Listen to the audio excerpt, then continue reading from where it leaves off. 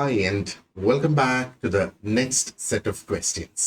അപ്പൊ നമ്മൾ വീണ്ടും ഈ ഒരു ലെസന്റെ തുടക്കത്തിലും നമ്മൾ 2025 മെയ് 24 നടന്ന ആ ഒരു കോമൺ ഡിഗ്രി ലെവൽ പ്രിലിംസിന്റെ ഇംഗ്ലീഷ് ക്വസ്റ്റ്യൻസ് നമ്മൾ എടുക്കുകയാണ്. കാരണം ഇനി നമ്മൾ അങ്ങോട്ട് തുടർന്നുള്ള ദിവസങ്ങളിൽ ഇതിന്റെ സിലബസിന് ആവശ്യമായ ഇംഗ്ലീഷ് ടോപ്പിക്സ് ആണ് നമ്മൾ ആദ്യം ഡിസ്കസ് ചെയ്യാൻ പോകുന്നത്. അപ്പൊ അതിനൊരു പ്രത്യേക കാരണമുണ്ട്. അതായത് പലരും പലപ്പോഴും ഇംഗ്ലീഷ് ഭയങ്കര അധികം ടഫായിരുന്നു ഒന്നുകിൽ, അല്ലെങ്കിൽ ഇംഗ്ലീഷ് തന്നെ കംപ്ലീറ്റ് ആയിട്ട് അങ്ങ് ഇഗ്നോർ ചെയ്യുന്ന ഒരു സാഹചര്യം വരുന്നുണ്ട്. അപ്പോ അത് ഒരുപക്ഷെ നമ്മളത് കൃത്യമായിട്ട് ഇതിനകത്ത് പറഞ്ഞിരിക്കുന്ന ആ ഒരു സിലബസിലെ ടോപ്പിക്സ് മനസ്സിലാക്കി എങ്ങനെ അതിന്റെ ഉത്തരത്തിലേക്ക് എത്തണം എന്നുള്ളതിന്റെ ആ ഒരു എന്താ പറയേണ്ട ഒരു പ്രാക്ടീസിന്റെ കുറവായിരിക്കാം ഒരുപക്ഷെ നമ്മളെ ആ ഒരു തീരുമാനത്തിലേക്ക് എത്തിക്കുന്നത്, അല്ലെ? പക്ഷെ ഇത് ചില റൂൾസ് നമ്മൾ അറിഞ്ഞിരിക്കേണ്ടതായിട്ടുണ്ട്. അപ്പൊ ഇതെന്തായിരുന്നാലും ഒരു ഗ്രാമർ ടെസ്റ്റ് തന്നെയാണ് നടത്തുന്നത്, അല്ലെ? അപ്പോ ഗ്രാമറിന്റെ ചില റൂൾസ് നമ്മൾ പഠിക്കേണ്ടതായിട്ടുണ്ട്. അത് നമ്മളൊന്ന് മനസ്സിലാക്കിയിരിക്കുകയാണെങ്കിൽ ഏത് തരത്തിലുള്ള ഒരു ചോദ്യം വന്നിരുന്നാലും ശരി, നമുക്കതിന് ഉള്ള ഉത്തരം കൊടുക്കാനായിട്ട് സാധിക്കും. അപ്പോ നമ്മുടെ സിലബസിൽ തന്നിരിക്കുന്ന ടോപ്പിക്സ് നമുക്ക് ഇതാണ്. അപ്പൊ ഇംഗ്ലീഷ് ഗ്രാമർ മൊത്തത്തിൽ 20 മാർക്കിന്റെ വെയിറ്റേജ് ആണ് ഇതിനുള്ളത്. അപ്പൊ നോക്കുക, ഈ പ്രിലിംസ് എന്ന് പറയുമ്പോഴത്തേക്ക് ശരിക്കും അത് നമ്മുടെ ആ ഒരു മെയിൻസ് എക്സാംസ് പോലെയല്ല, അല്ലെ? മെയിൻസ് എക്സാം എഴുതാനായിട്ടുള്ള ഒരു ക്വാളിഫിക്കേഷൻ ആണ് നമ്മൾ ഈ പ്രിലിംസിലൂടെ നമുക്ക് ലഭിക്കുന്നത്. അപ്പോൾ ഒരു നിശ്ചിത മാർക്ക് നമ്മൾ അവിടെ നേടിയിരിക്കുക, ആ ഒരു നിശ്ചിത മാർക്ക് നമ്മൾ നേടിക്കഴിയുമ്പോഴത്തേക്ക് നമുക്ക് പിന്നെ അതിന്റെ മെയിൻസ് എക്സാം എഴുതാനായിട്ട് സാധിക്കും എന്നുള്ളതാണ്. അപ്പോൾ ആ ഒരു മെയിൻസിലേക്ക് എത്തണമെങ്കിൽ ഈ പ്രിലിംസ് എന്ന ഈ ഒരു കടമ്പ നമ്മൾ ഒന്ന് കടന്നിരിക്കണം. അപ്പോൾ ഈ 20 മാർക്കില് 20 നമുക്ക് സ്കോർ ചെയ്യാനായിട്ട് സാധിക്കും എന്നുള്ളതാണ്. അപ്പൊ ഇവിടെ ഇംഗ്ലീഷ് ഗ്രാമറിന്റെ 15 ഡിഫറെന്റ് ടോപ്പിക്സ് ഇതിനകത്ത് കൊടുത്തിട്ടുണ്ട്.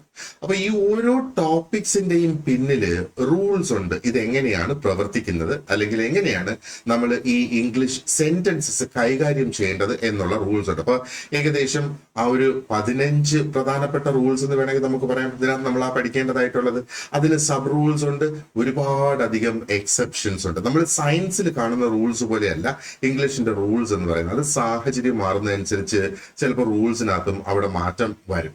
അപ്പൊ ബേസിക്കലി ആ ഒരു റൂൾ നമ്മൾ മനസ്സിലാക്കിയിരുന്നാൽ നമുക്ക് ആ ചോദ്യങ്ങളൊക്കെ ആൻസർ ചെയ്യാനായിട്ട് സാധിക്കും, അല്ലെ? അപ്പോ ഇനി നമുക്ക് ഈ കഴിഞ്ഞ പരീക്ഷയിൽ ചോദിച്ച ആ ചോദ്യങ്ങൾ നമുക്കൊന്ന് നോക്കാം എങ്ങനെയാണ് അത് വരിക. അപ്പൊ ഇവിടെ രണ്ടായിട്ടാണ് സിലബസ് തിരിച്ചിരിക്കുന്നത്. ആദ്യത്തെ 10 മാർക്കിനുള്ള ചോദ്യം ഈ 10 ഗ്രാമർ ടോപ്പിക്സിൽ നിന്ന് വരും. 15 ടോപ്പിക്സ് ആണുള്ളത്, അതിൽ നിന്ന് 10 ചോദ്യങ്ങളാണ് നമുക്ക് അവിടെ വരിക. ഇനി അടുത്തത് വൊക്കാബുലറിയാണ്. വൊക്കാബുലറി എന്ന് പറഞ്ഞാൽ വാക്കുകൾ എന്നുള്ളതല്ലേ അതിന്റെ ശരിക്കും അർത്ഥം. അതിനും 10 മാർക്കിന്റെ ചോദ്യങ്ങളാണ് വരുന്നത്. ഇവിടെ മൊത്തം 12 ഐറ്റംസ് ഇതിനകത്ത് കൊടുത്തിട്ടുണ്ട്. വൊക്കാബുലറിയുടെ പല രീതിയിലുള്ള ഐറ്റംസ്, അതിനെയും നമ്മൾ ഒന്ന് പഠിച്ചിരിക്കുക. ഇതൊക്കെ വളരെ സിമ്പിൾ ആയിട്ടുള്ള റൂൾസും പിന്നെ അതിന്റെ സ്പെല്ലിങ്ങും. ഈ ഇംഗ്ലീഷിന്റെ സ്പെല്ലിംഗ് നമുക്ക് പലപ്പോഴും തെറ്റിപ്പോകുന്നതിന്റെ ഒരു പ്രധാന കാരണം എന്ന് പറയുന്നത് നമ്മൾ മലയാളം ഭാഷയുടെ ലോജിക് ഉപയോഗിച്ച് നമ്മൾ ഇംഗ്ലീഷിന്റെ സ്പെല്ലിംഗ് കണ്ടെത്താനായിട്ട് ശ്രമിക്കും.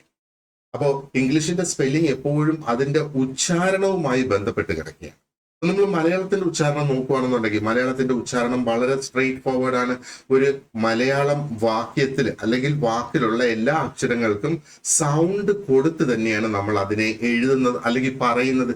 എഴുതിയ ഒരു വാക്കിനെ വായിക്കുന്നത് സൗണ്ട് കൊടുത്തിട്ട് തന്നെയാണ്. എല്ലാ അക്ഷരത്തിനും അതിന്റെ പേര് തന്നെയാണ്, അതിന്റെ സൗണ്ട്. ആ സൗണ്ട് കൊടുത്ത് തന്നെയാണ് പൊതുവെ നമ്മൾ മലയാളം ഉപയോഗിക്കുന്നത്. എന്നാൽ ഇംഗ്ലീഷിൽ അങ്ങനെയല്ല. ഇംഗ്ലീഷില് ചില വാക്കുകൾക്ക് നമ്മൾ സൗണ്ട് കൊടുക്കും. ഈ സൗണ്ട് കൊടുക്കുന്ന വാക്കുകൾ മാത്രമാണ് നമ്മൾ ക്ലിയർ ആയിട്ട് കേൾക്കുന്നത്. എന്നാൽ ചില സൗണ്ടുകൾ ആ ഒരു അക്ഷരത്തിൻ്റെതുമല്ല. കാരണം അതിന്റെ അക്ഷരത്തിന് പേരൊന്നാണ്, അതിന്റെ സൗണ്ട് മറ്റൊന്നാണ്. അതിന്റെ ഉദാഹരണമാണ് ഈ സി എന്ന് പറയുന്ന അക്ഷരം. സി എന്ന് പറയുന്ന അക്ഷരത്തിന്റെ സൗണ്ട് എപ്പോഴും ഖ എന്നാണ്. അതായത് നമ്മൾ കെ എന്ന വാക്ക് എഴുതിയിട്ട് ഖ എന്ന സൗണ്ട് അങ്ങനെ നമ്മൾ വിചാരിച്ചാൽ മതി. അതാണ് സിയുടെ സൗണ്ട്. അതുകൊണ്ടല്ലേ നമ്മൾ CAT എന്ന് എഴുതിയിട്ട് നമ്മൾ അതിനെ സാറ്റ് എന്ന് വായിക്കുന്നില്ല, പകരം നമ്മൾ കാറ്റ് എന്നാണ് അതിനെ വായിക്കുന്നത്, അല്ലെ? അപ്പൊ സിയുടെ ആ ഒരു സൗണ്ട് ഖ. ഇങ്ങനെയുള്ള ചില കാര്യങ്ങൾ നമുക്ക് അറിയാമെങ്കിൽ നമുക്ക് ആ ഒരു സ്പെല്ലിങ്സിലേക്ക് നമുക്ക് കൃത്യമായിട്ട് എത്താനായിട്ട് സാധിക്കും എന്നുള്ളതാണ്. അപ്പോൾ ഈ ഇംഗ്ലീഷിന്റെ ചോദ്യങ്ങൾ എപ്പോഴും വരുന്നത് 71 മുതൽ തുടങ്ങി 90 വരെയാണ്. ഓക്കെ, അപ്പൊ അത് നമ്മൾ ആ ഒരു കഴിഞ്ഞ ക്ലാസ്സിലെ ചോദ്യങ്ങൾ നോക്കിയപ്പോഴും നമ്മൾ കണ്ടിരുന്നു 70 വരെയുള്ള ചോദ്യങ്ങൾ നമുക്ക് മലയാളത്തിലും ഇംഗ്ലീഷിലും ലഭിക്കും. 71 മുതൽ 90 വരെയുള്ള ചോദ്യങ്ങൾ ഇംഗ്ലീഷിൽ മാത്രമായിരിക്കും ഉണ്ടാവുക. അതിന് ഒരു മലയാളം തർജ്ജമ ഉണ്ടാകില്ല എന്നുള്ളത്. കാരണം അതൊരു ഭാഷയുടെ ടെസ്റ്റ് ആണല്ലോ അവിടെ നടത്തുന്നത്. അപ്പൊ നമുക്ക് ആദ്യത്തെ ആ ഒരു ചോദ്യത്തിലേക്ക് കടക്കാം. അപ്പൊ ആ ക്വസ്റ്റ്യൻ പേപ്പറിലുള്ള അതേ ചോദ്യത്തിന്റെ ആ ഒരു ക്രമ നമ്പർ തന്നെയാണ് ഞാൻ ഇവിടെ ഉപയോഗിച്ചിട്ടുള്ളത്. അപ്പൊ 71ാമത്തെ ചോദ്യമാണ്. Dash supposed to complete these assignments by afternoon. എന്നിട്ട് ഇവിടെ കണ്ടോ, ഇതൊരു ഒരു ചോദ്യചിഹ്നം ഇവിടെ കൊടുത്തിട്ടുണ്ട് എന്നുള്ളതാണ്. ഒരു ചോദ്യചിഹ്നം അവിടെ കൊടുത്തേക്കുന്നത്. അപ്പൊ പെട്ടെന്ന് നമ്മുടെ മനസ്സിൽ വരേണ്ടത് ഇത് ഒരു ചോദ്യമാണല്ലോ ഇവിടെ ഈ ചോദിച്ചിരിക്കുന്നത്. അപ്പൊ ഇവിടെ എന്താ പറയേണ്ടത്, മോഡാൽ വേർബ്സിന്റെ ഒരു ഉപയോഗം ഇതിനകത്ത് വരുന്നുണ്ട്. അതേപോലെ സബ്ജക്ട് വേർബ് എഗ്രിമെന്റ് എന്ന ഒരു കോൺസെപ്റ്റും ഇതിനകത്ത് വരുന്നുണ്ട് എന്നുള്ളത് നമ്മൾ ഒന്ന് മനസ്സിലാക്കുക.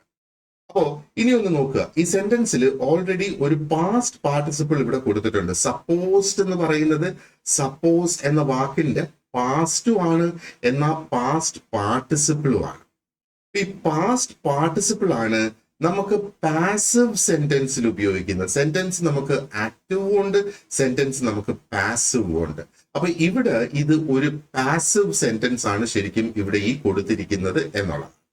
അപ്പോ ഇതിനകത്ത് ആൻസർ ഓപ്ഷൻസ് നോക്കിയേ. ആൻസർ ഓപ്ഷൻസിൽ ഓൺലി 1 എന്ന് പറയുന്നുണ്ട്, ഓൺലി 2 എന്ന് പറയുന്നുണ്ട്, ബോത്ത് 2 and 3 എന്ന് പറയുന്നുണ്ട്, ഓൺലി 3 എന്നും പറയുന്നുണ്ട്. നൺ ഓഫ് ദി അബവ് എന്ന ഒരു ഓപ്ഷൻ ഇവിടെ ശരിക്കും ഇല്ല. ഓക്കെ, അപ്പോ ഇതിൽ നിന്ന് തന്നെ നമുക്ക് നമ്മുടെ മനസ്സിൽ ഒരു തട്ടൽ ഉണ്ടാകണം, അല്ലെങ്കിൽ നമുക്ക് മനസ്സിൽ അത് ചിന്തിക്കണം. ഒരു പക്ഷേ ഈ കൊടുത്തിരിക്കുന്ന 3 ഓപ്ഷൻസിൽ ഒന്നിലധികം ചിലപ്പം ഇതിന് ആപ്ലിക്കബിൾ ആയിട്ട് വരും എന്നുള്ളത്. അപ്പൊ നോക്ക്, ഇതൊരു ചോദ്യമാണ്. അപ്പൊ ചോദിക്കുന്നത് ഇതാണ്, am I suppose to complete these assignments by afternoon? ഞാൻ ഉച്ചയോടുകൂടി ഇത് തീർക്കേണ്ടതാണോ എന്നാണ് ശരിക്കും ഇതിന്റെ ആ ഒരു അർത്ഥം വരിക. അപ്പോ അതിനെ തന്നെ നമുക്ക് ആം ഐ ഉപയോഗിക്കാം, ആറന്റ് ഐ ഉപയോഗിക്കാം. പക്ഷേ ഇത് ഒക്കെ ഈ വാക്കുകൾ മാറി മാറി വരുമ്പോഴത്തേക്ക് സെന്റൻസിന്റെ ഘടന ശരിയായിരിക്കും എന്നുള്ളത് കറക്റ്റ് ആണ്. അപ്പൊ ഗ്രാമാറ്റിക്കലി അത് കറക്റ്റ് ആയിട്ട് വരും, പക്ഷെ അർത്ഥം സ്ലൈറ്റ്ലി ഡിഫറെന്റ് ആയിട്ടും വരും. അപ്പം am I suppose to complete these assignments by afternoon എന്ന് ചോദിക്കുകയാണെങ്കിൽ അതിന്റെ അർത്ഥം വരുന്നത് ഉച്ചയോടുകൂടി ഞാൻ ഇത് കംപ്ലീറ്റ് ചെയ്യേണ്ടതാണോ? ഇനി മറ്റേ ആ ഒരു ചോദ്യം രണ്ടാമത്തെ ഓപ്ഷൻ ഇട്ടിട്ട് aren't I suppose to complete these assignments by afternoon എന്ന് ചോദിക്കുകയാണെങ്കിൽ ഉച്ചയോടുകൂടി അല്ലേ ഞാൻ ഇതൊക്കെ കംപ്ലീറ്റ് ചെയ്യേണ്ടത്? ഈ രണ്ട് രീതിയിൽ നമ്മൾ അതിനെ മാറ്റിയും തിരിച്ചു എടുക്കുമ്പോഴത്തേക്ക് അതിന്റെ അർത്ഥത്തിൽ ചെറിയൊരു വ്യത്യാസം അവിടെ വരുന്നുണ്ട്. ഉച്ചയോടുകൂടിയാണോ ഞാനിത് കംപ്ലീറ്റ് ചെയ്യേണ്ടത്? Am I? ഉച്ചയോടുകൂടി അല്ലേ ഞാനിത് കംപ്ലീറ്റ് ചെയ്യേണ്ടത്? ആറന്റ് ഐ സപ്പോസ് ടു? അപ്പൊ ആ ഒരു ചെറിയ ഡിഫറൻസ് അവിടെ വരുന്നത് വേണ്ട. അപ്പൊ ഇതിന്റെ കറക്റ്റ് ആൻസർ എന്ന് പറയുന്നത് ഓപ്ഷൻ സി ആണ്. കാരണം ഇവിടെ ആറന്റ് ഐയും ഉപയോഗിക്കാം, ആറന്റ് ഐ, ആൻഡ് ഐ അത് നമുക്ക് ഉപയോഗിക്കാം, ആൻഡ് ആം ഐയും നമുക്കിവിടെ ഉപയോഗിക്കാം എന്നുള്ളതാണ്. പക്ഷെ ഷുഡ് ഐ നമ്മൾ ഇവിടെ ഉപയോഗിക്കില്ല. കാരണം ഇവിടെ ഈ സപ്പോസ് ടു നിൽക്കുന്നത് കൊണ്ട് ഷുഡ് ഐ നമുക്ക് ഉപയോഗിക്കാനായിട്ട് പറ്റില്ല. ഇതില്ലായിരുന്നുവെങ്കിൽ should I complete these assignments by afternoon, ഉച്ചയോടുകൂടി ഞാനിത് കംപ്ലീറ്റ് ചെയ്യണമോ എന്ന ആ ഒരു അർത്ഥത്തിലേക്ക് നമുക്ക് അവിടെ കൊണ്ടെത്തിക്കാനായിട്ട് പറ്റും. അപ്പോ ഇവിടെ എന്താണ് ഈ സപ്പോസ്ഡ് ടു കിടക്കുന്നത്? അപ്പൊ supposed is past participle and അത് പാസീവ് സെന്റൻസസിന് വേണ്ടിയിട്ട് ഉപയോഗിക്കുന്നു. മനസ്സിലായില്ലേ? അപ്പോ അതാണ് ഇത്. ഇപ്പൊ പാസീവ് സെന്റൻസ് എന്താണ്, ആക്റ്റീവ് സെന്റൻസ് എന്താണെന്നൊക്കെ ഉള്ളത് നമ്മൾ ആ ഒരു ലെസണിലേക്ക് കടക്കുമ്പോഴത്തേക്ക് നമുക്കത് കൃത്യമായിട്ട് ചർച്ച ചെയ്ത് അതിന്റെ എന്തൊക്കെയാണ് അതിനകത്തുള്ളത് എന്ന് മനസ്സിലാക്കി നമുക്ക് പോകും. അപ്പൊ ഇതിന്റെ ആൻസർ ഓപ്ഷൻ സി ആണ്, ബോത്ത് 2 and 3. ഇത് രണ്ടും ഇതിൽ ആപ്ലിക്കബിൾ ആണ്. അപ്പോൾ സെന്റൻസ് ഗ്രാമാറ്റിക്കലി കറക്റ്റ് ആയിട്ട് വരും എന്നാണ് മനസ്സിലാക്കേണ്ടത്. ഇനി അടുത്ത ചോദ്യം ഇതാണ്, students are advised to refrain dash bad company. അപ്പോ ഇവിടെ ഈ ഒരു ചോദ്യത്തിന് അതിന്റെ അർത്ഥം എന്തായിരിക്കും അവരുദ്ദേശിക്കുന്നത്? നമുക്ക് 4 ഓപ്ഷൻസ് ഇവിടെയുണ്ട്. ഓഫ് ഉണ്ട്, എഗെയിൻസ്റ്റ് ഉണ്ട്, ഫോർ ഉണ്ട്, ഫ്രം ഉണ്ട്. അപ്പം ബാഡ് കമ്പനി എന്ന് പറയുമ്പോഴത്തേക്ക് മോശമായ കൂട്ടുകെട്ട് എന്നുള്ളതാണ് പറയുന്നത്. അപ്പൊ ഇവിടെ എന്താ പറയുന്നത്? സ്റ്റുഡൻസ് ആയിട്ടുള്ളവര് മോശമായ കൂട്ടുകെട്ടിൽ നിന്ന് അകന്ന് നിൽക്കണം. അല്ലെ മാറി നിൽക്കണം, അതാണ് റിഫ്രെയിൻ. അവര് അകന്ന് നിൽക്കണം എന്നുള്ളത് തന്നെയാണ് അവിടെ ആ ഒരു ഉദ്ദേശം. ഓക്കെ, അപ്പോ ഈ റിഫ്രെയിൻ എന്ന് പറയുന്നത് ഒരു ഒരു ഒരു ഒരു ക്രിയാപദമാണ്, ഒരു വേർബാണ്. ഇതിന്റെ കൂടെ എപ്പോഴും വരുന്ന ആ ഒരു പ്രിപ്പസിഷൻ എന്ന് പറയുന്നത് ഫ്രോം ആണ്. റിഫ്രെയിനിന്റെ കൂടെ ഓഫോ എഗെയിൻസ്റ്റോ ഫോറോ വരില്ല, എപ്പോഴും ഫ്രോം ആണ് അതിന്റെ കൂടെ നമ്മൾ ഉപയോഗിക്കേണ്ടത്. അപ്പൊ പ്രിപ്പസിഷൻ ഉപയോഗിക്കുന്നത് എന്തിനാണ്? ഓക്കെ, ഇവിടെ ബാഡ് കമ്പനി എന്ന് പറയുന്ന ചീത്ത കൂട്ടുകെട്ട് അതൊരു നാമമാണ് അല്ലെ. ആൻഡ് ഇവിടെ സ്റ്റുഡൻസ് എന്ന് പറയുന്നത് അതും ഒരു നാമമായിട്ട് നമുക്ക് കാണാം. അപ്പൊ ഈ ഒരു നാമത്തിനെയും ബന്ധിപ്പിക്കുന്നതിന് വേണ്ടി ഉപയോഗിക്കുന്ന ഒരു വാക്കാണ് പ്രിപ്പസിഷൻ എന്ന് പറയുന്നത്. പക്ഷേ ഈ റിഫ്രെയിൻ എന്ന് പറയുന്ന ആ ഒരു ക്രിയാപദത്തിനോടൊപ്പം എപ്പോഴും ഫ്രോം ആയിരിക്കണം നമ്മൾ ഉപയോഗിക്കുന്ന ആ ഒരു preposition. So the right answer is from, option D എന്നുള്ളതാണ്. അപ്പൊ ഇവിടെ ഓഫ് ഉപയോഗിച്ചാലും എഗെയിൻസ്റ്റ് ഉപയോഗിച്ചാലും ഫോർ ഉപയോഗിച്ചിരുന്നാലും അത് തെറ്റായിട്ട് തന്നെ വരും. മനസ്സിലായില്ലേ? അപ്പൊ നമ്മളെ ഒന്ന് കൺഫ്യൂസ് ചെയ്യുന്നതിന് വേണ്ടിയിട്ടാണ് ഈ ഒരു എഗെയിൻസ്റ്റ് ഇവിടെ കൊണ്ടുവന്നിരിക്കുന്നതെന്ന് ഒന്ന് മനസ്സിലാക്കുക. ഓക്കെ, ഇനി അടുത്തത് question 73. A few workers participated in the strike, comma. Okay, അപ്പൊ ഇതിന്റെ ഓപ്ഷൻസ് നോക്കുക. ഇതിന്റെ ഓപ്ഷൻസ് നമ്മൾ നോക്കുമ്പോൾ did they, didn't they, will they, isn't it, ഇങ്ങനെ 4 ഓപ്ഷൻസ് ആണ് നമുക്ക് ഇവിടെ തന്നിരിക്കുന്നത്. അപ്പോ ഇത് ഒരു ക്വസ്റ്റ്യൻ ടാഗ് ആണ്, അല്ലെങ്കിൽ ടാഗ്ഡ് ക്വസ്റ്റ്യൻ ആണ്. ഇവിടെ ചോദ്യചിഹ്നവും ഉണ്ട്. പക്ഷേ ഇതൊരു ചോദ്യം പോലെ അല്ല തുടങ്ങുന്നത്. ശരിക്കും ഒരു ചോദ്യം തുടങ്ങുമ്പോഴത്തേക്ക് എന്തായിരിക്കും ചോദ്യം? ഒരു പക്ഷേ വാട്ട് എന്നോ വെൻ എന്നോ അല്ലെങ്കിൽ വേർ എന്ന വാക്കോ അപ്പൊ അല്ലെങ്കിൽ ഹൗ എന്ന വാക്കോ. നമുക്കറിയാം സാധാരണ ഒരു ചോദ്യം തുടങ്ങുമ്പോഴത്തേക്ക് ഇങ്ങനെയുള്ള ഏതെങ്കിലും ചോദ്യങ്ങളെ സൂചിപ്പിക്കുന്ന രീതിയിലുള്ള വാക്കുകൾ വെച്ചിട്ടായിരിക്കും ഒരു ചോദ്യം തുടങ്ങുക. അപ്പൊ ജീവിതത്തിന് പലപ്പോഴും നമ്മളൊരു ചോദ്യം ചോദിക്കേണ്ട സാഹചര്യം വരുന്ന ആ ഒരു അവസരത്തില് നമ്മൾ ആ ചോദ്യത്തിന് പകരം നമ്മളൊരു സെന്റൻസ് അങ്ങ് പറഞ്ഞു തുടങ്ങിയിട്ടായിരിക്കും പിന്നെ നമ്മൾ ചിന്തിക്കുന്നത്, അയ്യോ ഇതൊരു ചോദ്യമായിട്ടല്ലായിരുന്നോ ഞാൻ ചോദിക്കേണ്ടത്, അപ്പോഴാണ് മലയാളത്തിൽ ശരിയല്ലേ, ഞാൻ പറഞ്ഞത് കറക്റ്റ് അല്ലേ എന്നൊക്കെ നമ്മുടെ ആ ഒരു സെന്റൻസിന്റെ അവസാനം നമ്മൾ കൊണ്ടുവന്ന് കൂട്ടുന്നത്. അപ്പോ അങ്ങനെ ഒരു ഉപയോഗം തന്നെയാണ് ഈ ഒരു ക്വസ്റ്റ്യൻ ടാഗിനും ഇംഗ്ലീഷിലുള്ളത്. പക്ഷേ അത് ഗ്രാമറിന്റെ ഭാഗമായതുകൊണ്ട് അതിനകത്തും ചില റൂൾസ് അവിടെ അപ്ലൈ ചെയ്യും എന്നുള്ളതാണ്. അപ്പൊ ഇതിനകത്ത് മനസ്സിലാക്കേണ്ട ആ ഒരു വളരെ സിമ്പിൾ ആയിട്ടുള്ള ഒരു റൂൾ എന്ന് പറയുന്നത്, ഈ ടാഗിന് മുന്നേ വരുന്ന ആ ഒരു സെന്റൻസ് അതിന് നമുക്ക് ഒരു പോസിറ്റീവ് ഫീൽ ആണ് അവിടെ കിട്ടുന്നതെങ്കിൽ, മനസ്സിലായോ? ഒരു പോസിറ്റീവ് സെന്റൻസ്, ഒരു സ്ട്രെയിറ്റ് സെന്റൻസ്, അത് ചെയ്യുന്നു എന്ന രീതിയിൽ ആണ് പോസിറ്റീവ് വരുന്നത്. ചെയ്യുന്നില്ല എന്ന് പറയുമ്പോഴാണ് അതിന്റെ നെഗറ്റീവ് രൂപം അവിടെ വരുന്നത്. അപ്പോ ഈ ഒരു സെന്റൻസ് പോസിറ്റീവ് ആണെങ്കിൽ അതെങ്ങനെ നമുക്ക് മനസ്സിലാക്കും? ഇവിടെ ഈ പാർട്ടിസിപ്പേറ്റഡ് എന്ന വാക്ക് കേൾക്കുമ്പോഴത്തേക്ക് നമുക്കറിയാം അവരത് ചെയ്തു. അപ്പൊ a few workers did not participate എന്ന് പറയുന്നതാണ് അതിന്റെ നെഗറ്റീവ് എന്ന് പറയുന്നത്. അപ്പോ ഈ സെന്റൻസ് പോസിറ്റീവ് ആണ്, അല്ലെങ്കിൽ അവിടുത്തെ ഈ ഒരു എന്താ പറയേണ്ടത് ഫീല് നമുക്ക് പോസിറ്റീവ് ആയിട്ടാണ് കിട്ടുന്നതെങ്കിൽ അതിന്റെ ടാഗ് ഭാഗം എന്ന് പറയുന്നത് എപ്പോഴും നെഗറ്റീവ് ആയിരിക്കും എന്നുള്ളതാണ്. അപ്പൊ ഇവിടെ നോക്ക്, ഡിഡ് ദേ അത് പോസിറ്റീവ് ആണ്, വിൽ ദേ അതും പോസിറ്റീവ് ആണ്, isn't it ചില ഭാഗത്ത് isn't it നമുക്ക് ഉപയോഗിക്കാം. അപ്പൊ ഇവിടെ നോക്ക്, didn't they എന്നുള്ളതാണ് ഇവിടെ നെഗറ്റീവ് ആയിട്ട് നമ്മൾ കാണുന്ന ക്വസ്റ്റ്യൻ ടാഗ് അല്ലേ. ചിലപ്പോൾ നമ്മളെ കൺഫ്യൂസ് ചെയ്യാനായിട്ട് ഒന്നിലധികം ക്വസ്റ്റ്യൻ ടാഗ്സ് അവിടെ വരും, നെഗറ്റീവ് ആയിട്ടുള്ള തന്നെ ക്വസ്റ്റ്യൻ ടാഗ്സ് അവിടെ വരും. നോക്ക്, isn't it എന്ന് പറയുന്നത് ഒരു നെഗറ്റീവ് ആയിട്ടുള്ള ക്വസ്റ്റ്യൻ ടാഗാണ്. പക്ഷെ ഇവിടെ നമ്മൾ isn't it ഉപയോഗിക്കത്തില്ല. അവിടെയാണ് നമ്മൾ സബ്ജക്ട് വേർബ് എഗ്രിമെന്റ് നോക്കേണ്ടത്. അപ്പൊ ഇവിടുത്തെ സബ്ജക്റ്റില് ഫ്യൂ വർക്കേഴ്സ് എന്നാണ് പറയുന്നത്, കുറച്ച് പണിക്കാർ അല്ലെ, കുറച്ച് ജോലിക്കാർ. അപ്പൊ ഒന്നിലധികമാണ്. അതുകൊണ്ട് നമുക്ക് ഇത് തന്നെ വേണം.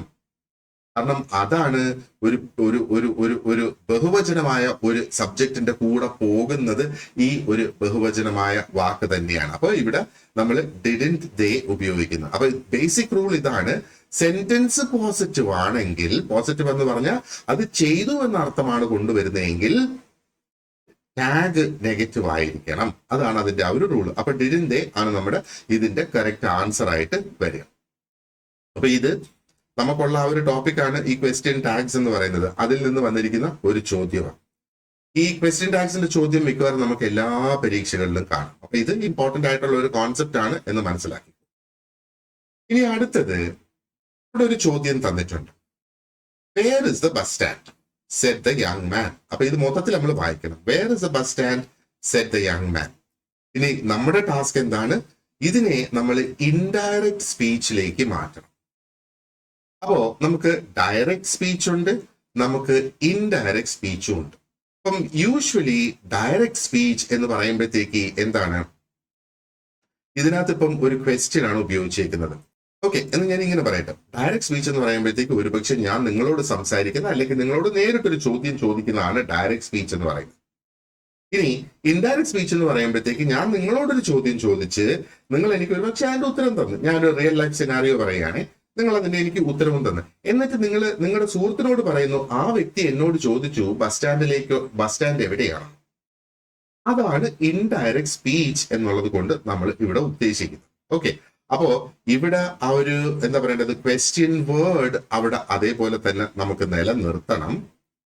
കാരണം ഇൻഡയറക്റ്റ് സ്പീച്ചിലേക്ക് നമുക്ക് പോവുകയാണ്. അപ്പൊ നമ്മൾ ആകെ ചെയ്യുന്നത് ഈ ഒരു ചോദ്യത്തിന്റെ ആ ഒരു സ്ട്രക്ചർ നമ്മൾ അങ്ങ് മാറ്റിയെടുക്കും എന്നുള്ളതാണ്. അപ്പം എന്താ പറയേണ്ടത്, അതിന്റെ ആ ഒരു സ്റ്റേറ്റ്മെന്റ് ഓർഡറിലേക്ക് നമ്മൾ അതിനെ കൊണ്ടുവരും. അപ്പൊ ആ ഒരു statement order subject plus verb എന്ന് പറയുമ്പോഴത്തേക്ക് അപ്പൊ was will come after bus stand എന്നുള്ളത്. ഈ വേറിനെ നമ്മൾ വാസ് ആക്കും. ഓക്കെ, അപ്പൊ പക്ഷെ ആ ഒരു അർത്ഥം ഈ വേറിനെ അല്ല, ഈ ഇസ് എന്നുള്ളതിനെ നമ്മൾ വാസ് ആക്കും. പക്ഷെ ആ ഒരു അർത്ഥം അതേപോലെ നമുക്ക് നിലനിർത്തണം എന്നുള്ളതാണ്. അപ്പൊ ഇവിടെ ഒരു റിപ്പോർട്ടിംഗ് വേർബ് ഒരു പക്ഷേ പത്രത്തിലൊക്കെ എഴുതുന്നതിന് വേണ്ടിയിട്ട് ഇങ്ങനെയുള്ള ഈ ഒരു ഇൻഡയറക്റ്റ് സ്പീച്ച് ഒത്തിരിയധികം ഉപയോഗിച്ച് വരാനുള്ള ആ ഒരു സാധ്യതയുണ്ട്. ഇനി നമുക്ക് അതിന്റെ ഓപ്ഷൻസിലേക്ക് നോക്കാം. The young man enquired where was the bus stand. Option A. അതിനകത്ത് എന്തെങ്കിലും തെറ്റ് കാണുന്നുണ്ടോ? The young man enquired where was the bus stand. Okay, അടുത്ത നോക്ക്. The young man asked for the bus stand. മൂന്നാമത്തെ നോക്ക്. The young man wanted to know where the bus stand was. ഇനി നാലാമത്തെ നോക്കിയേ. The young man enquired about the bus stand. അപ്പൊ നമ്മൾ ഓരോ വാക്കുകൾ നമ്മൾ മാറ്റിയും തിരിച്ചും ഒക്കെ നമ്മൾ ഉപയോഗിക്കുമ്പോഴത്തേക്ക് അതിന്റെ അർത്ഥത്തിലും ഒക്കെ ചെറിയ ചെറിയ വ്യത്യാസങ്ങൾ അവിടെ വരും എന്നുള്ളതാണ്. അപ്പോ ഇവിടെ ഓപ്ഷൻ എ നോക്കിയേ. The young man enquired where was the bus stand എന്നാണ് ഇവിടെ അത് ചോദിക്കുന്നത്. അപ്പൊ ആ ഒരു ക്വസ്റ്റ്യൻ ഓർഡർ അതേപോലെ നിലനിർത്തിയിരിക്കുകയാണ്. ഇപ്പൊ ഇൻഡയറക്റ്റ് സ്പീച്ചില് അത് നമുക്ക് ശരിയാകത്തില്ല. കാരണം ആ ഒരു ഓർഡർ അതേപോലെ നമുക്ക് നിർത്താനായിട്ട് സാധിക്കില്ല. ഇനി ബി നോക്ക്. The young man asked for the bus stand. Okay, അപ്പോ എന്താ പറയേണ്ടത്? Young man asked for the bus stand എന്ന് പറയുമ്പോ അതിൽ നമ്മൾ മനസ്സിലാക്കേണ്ടത് ആ വ്യക്തിക്ക് എന്തോ വേണമായിരുന്നു എന്നുള്ള അർത്ഥമാണ്. അല്ലാതെ ബസ് സ്റ്റാൻഡ് എവിടെ എന്നുള്ളതല്ല അതുകൊണ്ട് ഉദ്ദേശിക്കുന്നത്. The young man asked for a cup of coffee എന്നാലോചിച്ച് നോക്കിയേ. The young man asked for a cup of coffee. ഒരു കപ്പ് കോഫിക്ക് വേണ്ടി ചോദിച്ചു എന്നുള്ള ആ ഒരു അർത്ഥം അവിടെ വരും. അപ്പൊ ആ ഒരു സെയിം മീനിങ് നമുക്ക് അവിടെ കിട്ടത്തില്ല. മൂന്നാമത്തെ നോക്കിയേ. The young man wanted to know where the bus stand was.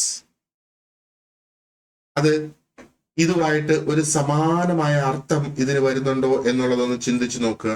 ഇനി നാലാമത്തെ നോക്കാം. The young man enquired about the bus stand. അപ്പൊ about the bus stand എന്ന് പറഞ്ഞാല് ബസ് സ്റ്റാൻഡ് എവിടെ എന്നുള്ള അർത്ഥം വരുന്നില്ല. ഒരു പക്ഷേ അത് വലിയ ബസ് സ്റ്റാൻഡ് ആണോ, നല്ല ബസ് സ്റ്റാൻഡ് ആണോ, അവിടെ വൃത്തിയുള്ള സ്ഥലമാണോ, അങ്ങനെയൊക്കെ ചോദിച്ച ആ ഒരു അർത്ഥത്തിലേക്ക് ഇവിടെ വരാം. Enquired about the bus stand എന്ന് പറയുമ്പോഴത്തേക്ക്. അപ്പോൾ ഇവിടെ ഏറ്റവും അനുയോജ്യമായ അല്ലെങ്കിൽ ഗ്രാമാറ്റിക്കലി കറക്റ്റ് ആയത് ഓപ്ഷൻ സി ആണ്. The young man wanted to know where the bus stand was. അപ്പൊ നമ്മളിത് ഇൻഡയറക്റ്റ് സ്പീച്ചിലോട്ട് മാറ്റുവാണ്. ഡയറക്റ്റ് സ്പീച്ചിനെ ഇൻഡയറക്റ്റ് സ്പീച്ചിലോട്ട് നമ്മൾ മാറ്റുന്നു എന്നുള്ളത്. അപ്പൊ പലപ്പോഴും നമ്മൾക്ക് റിപ്പോർട്ടുകളൊക്കെ തയ്യാറാക്കേണ്ടി വരുമ്പം ഈ ഇൻഡയറക്റ്റ് സ്പീച്ച് വളരെ പ്രധാനപ്പെട്ടത്. അപ്പൊ ഇൻഡയറക്റ്റ് സ്പീച്ചിൽ നിന്ന് നമുക്കൊരു ചോദ്യം പ്രതീക്ഷിക്കാം. അപ്പം എങ്ങനെ നമുക്ക് കൃത്യമായിട്ട് ഈ ഇൻഡയറക്റ്റ് സ്പീച്ചിലേക്ക് സെന്റൻസുകളെ മാറ്റാം എന്ന് ഉള്ളത് നമുക്ക് എന്താ പറയണ്ടേ, അതിന്റെ ആ ഒരു ടോപ്പിക് വരുമ്പോൾ നമുക്കത് കൃത്യമായിട്ട് സംസാരിക്കാം. ഓക്കെ, ഇനി അടുത്തത് 75 ആണ് ചോദ്യം. അപ്പൊ അതിൽ ഇതാ പറയുന്നത് സിംഗർ പെർഫോംഡ് ഡാഷ്. അപ്പോ ഇതിനകത്ത് എന്താ പറയേണ്ടത്, കുറെ അധികം അഡ്വേർബ് ഫ്രേസസ് ഇതിനകത്ത് ഉപയോഗിക്കുന്നുണ്ട് എന്ന് വേണമെങ്കിൽ നമുക്ക് പറയാം. അപ്പോൾ എന്തൊക്കെയാണ് options? The singer performed at the concert for 2 hours melodiously, melodiously for 2 hours at the concert, for 2 hours melodiously at the concert, melodiously at the concert for 2 hours. അപ്പോൾ ഇവിടെ നമ്മൾ എങ്ങനെ നോക്കിയിരുന്നാലും the singer performed at the concert for 2 hours melodiously, the singer performed melodiously for 2 hours at the concert, the singer performed for 2 hours melodiously at the concert, the singer performed melodiously at the concert for 2 hours. അപ്പൊ ഇവിടെ നമ്മൾ എങ്ങനെയൊക്കെ നോക്കിയിരുന്നാലും ശരി തന്നെ അതിന്റെ അർത്ഥം നമുക്ക് മനസ്സിലാകുന്നുണ്ട് അല്ലേ? എന്നാ ഈ സെന്റൻസസിൽ നമ്മൾ നോക്കുകയാണെന്നുണ്ടെങ്കിൽ ഇതിന്റെ ഈ രണ്ടാം ഭാഗത്ത് നമ്മൾ നോക്കുമ്പോൾ, രണ്ടാം ഭാഗമാണ് ABCD എന്ന് നമുക്ക് ഇവിടെ തന്നേക്കുന്നത്. അതിനകത്ത് എന്താ പറയേണ്ടത്, അഡ്വേർബ്സ് ഉണ്ട്. ഈ അഡ്വേർബ്സ് എന്ന് പറയുന്ന വാക്കുകൾ ആ ഒരു വേർബിന്, ഇവിടെ സിംഗർ പെർഫോംഡ് എന്നുള്ളതാണ്, അതായത് ആ ഒരു സിംഗർ ഏത് രീതിയിൽ പെർഫോമൻസ് കാഴ്ചവെച്ചു എന്നുള്ളതാണ്, എന്ത് രീതിയിൽ പാടി എന്നുള്ളതാണ് ഇവിടെ ഈ പറയുന്നത്. അതിനുപയോഗിക്കുന്ന അഡ്വേർബ്സ് ആണ് ഇവിടെ മൂന്നും കൊടുത്തിരിക്കുന്നത്. അപ്പൊ നാല് ഓപ്ഷൻസിൽ നോക്കുകയാണെന്നുണ്ടെങ്കിൽ അതിന്റെ അർത്ഥം നമുക്ക് കിട്ടുന്നുണ്ട്, പക്ഷെ അതിന്റെ പിന്നിൽ ഒരു ഗ്രാമർ ഉണ്ട്. ഇവിടെ മെലോഡിയസ്ലി എന്ന് പറയുമ്പോഴത്തേക്ക് അത് ഏത് രീതിയിൽ പാടി, വളരെ മെലോഡിയസ് ആയിട്ട് പാടി. അതാണ് എന്താ പറയേണ്ടത്, ആ ഒരു അഡ്വേർബ് ഓഫ് മാനർ എന്ന് പറയുന്നത്. അപ്പൊ ഏത് രീതിയിൽ പാടി എന്നാണ്. ഇനി രണ്ടാമത്തത് അഡ്വേർബ് ഓഫ് ഡ്യൂറേഷൻ ആണ്. ഫോർ 2 hours 2 മണിക്കൂർ പാടി എന്ന് പറയുന്നത്. ഇനി എന്താ പറയേണ്ടത്, ഈ സ്ഥലത്തെ കാണിക്കുന്നത് എങ്ങനെയാണ്, അറ്റ് ദ കോൺസേർട്ട്. അതാണ് ഈ ഒരു സ്ഥലത്തിനെ അവിടെ കാണിക്കുന്നത്. ഇനി എന്താ പറയേണ്ടത്, നമുക്ക് ഇതിന്റെ റൂൾസ് എന്താണ് എന്ന് നമുക്ക് നോക്കാം. അപ്പൊ ഇവിടെ നമുക്ക് ഒരൊറ്റ സെന്റൻസിൽ തന്നെ നമുക്ക് 3 അഡ്വേർബ്സ് ഉണ്ട് എന്ന് നമ്മൾ മനസ്സിലാക്കുക. ഇപ്പൊ നമുക്ക് വേണമെങ്കിൽ പറയാം ദ സിംഗർ പെർഫോംഡ് മെലോഡിയസ്ലി. അപ്പൊ പെർഫോംഡിന് ശേഷം മെലോഡിയസ്ലി വരണം എന്നുള്ളതാണ്. അല്ലെങ്കിൽ the singer performed for 2 hours. നമ്മൾ അത് മാത്രമാണ് പറയുന്നതെങ്കിൽ ആലോചിക്കാം, the singer performed at the concert, അല്ലെങ്കിൽ the singer performed melodiously, the singer performed for 2 hours.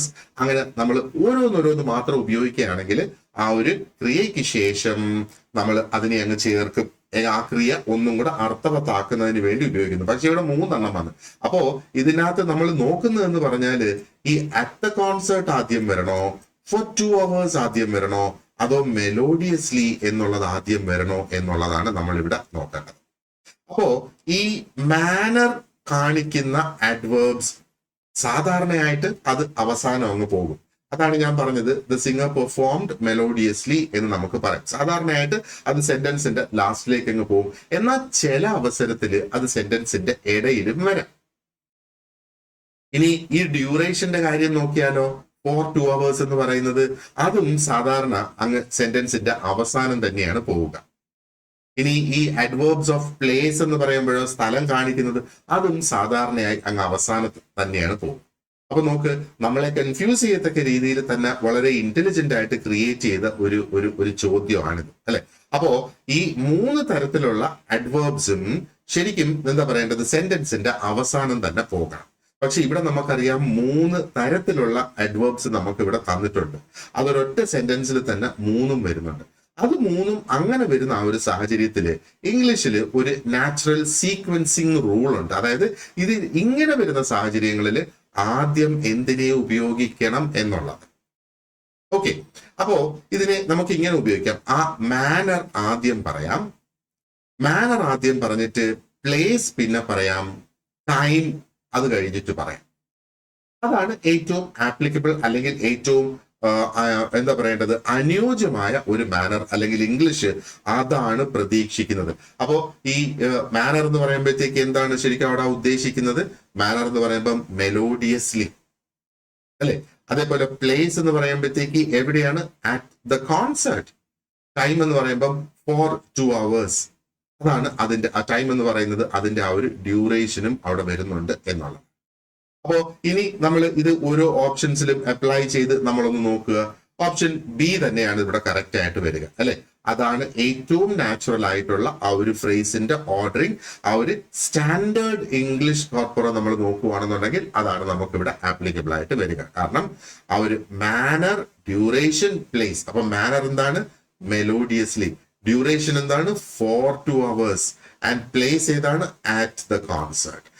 എന്നാൽ ഈ 4 ഏത് ഉപയോഗിച്ച് പറഞ്ഞാലും കേൾക്കുന്ന വ്യക്തിക്ക് അതിന്റെ അർത്ഥം മനസ്സിലാകും. പക്ഷെ ഇംഗ്ലീഷ് പ്രിഫർ ചെയ്യുന്നത്, അല്ലെങ്കിൽ ആ ഒരു ഭാഷ പ്രിഫർ ചെയ്യുന്നത് ഇതാണ്, ഒരു സ്റ്റാൻഡേർഡ് റൂൾ ഇതാണ്. അപ്പൊ ആ അഡ്വേർബ്സ് ഒന്നിലധികം വരുമ്പോഴാണ് നമ്മൾ ഇത് നോക്കുന്നത്. ഒരൊറ്റ അഡ്വേർബേ ഉള്ളെങ്കിൽ അത് വേർബ് കഴിഞ്ഞ ഉടനെ അത് വരണം എന്നുള്ളതാണ്. ഒരൊറ്റ അഡ്വേർബ് മാത്രമേ ഉള്ളെങ്കിൽ. മനസ്സിലായോ? അപ്പോ ആ ഒരു ഓർഡർ നോക്ക്, വളരെ സിമ്പിൾ ആയിട്ടുള്ള ഒരു സംഗതി തന്നെയാണ് ഇതിനകത്ത് അത് അവർ നോക്കുന്നത്. അപ്പൊ ഓപ്ഷൻ ഡി ആണ് നമ്മുടെ കറക്റ്റ് ആൻസർ. ഓക്കെ,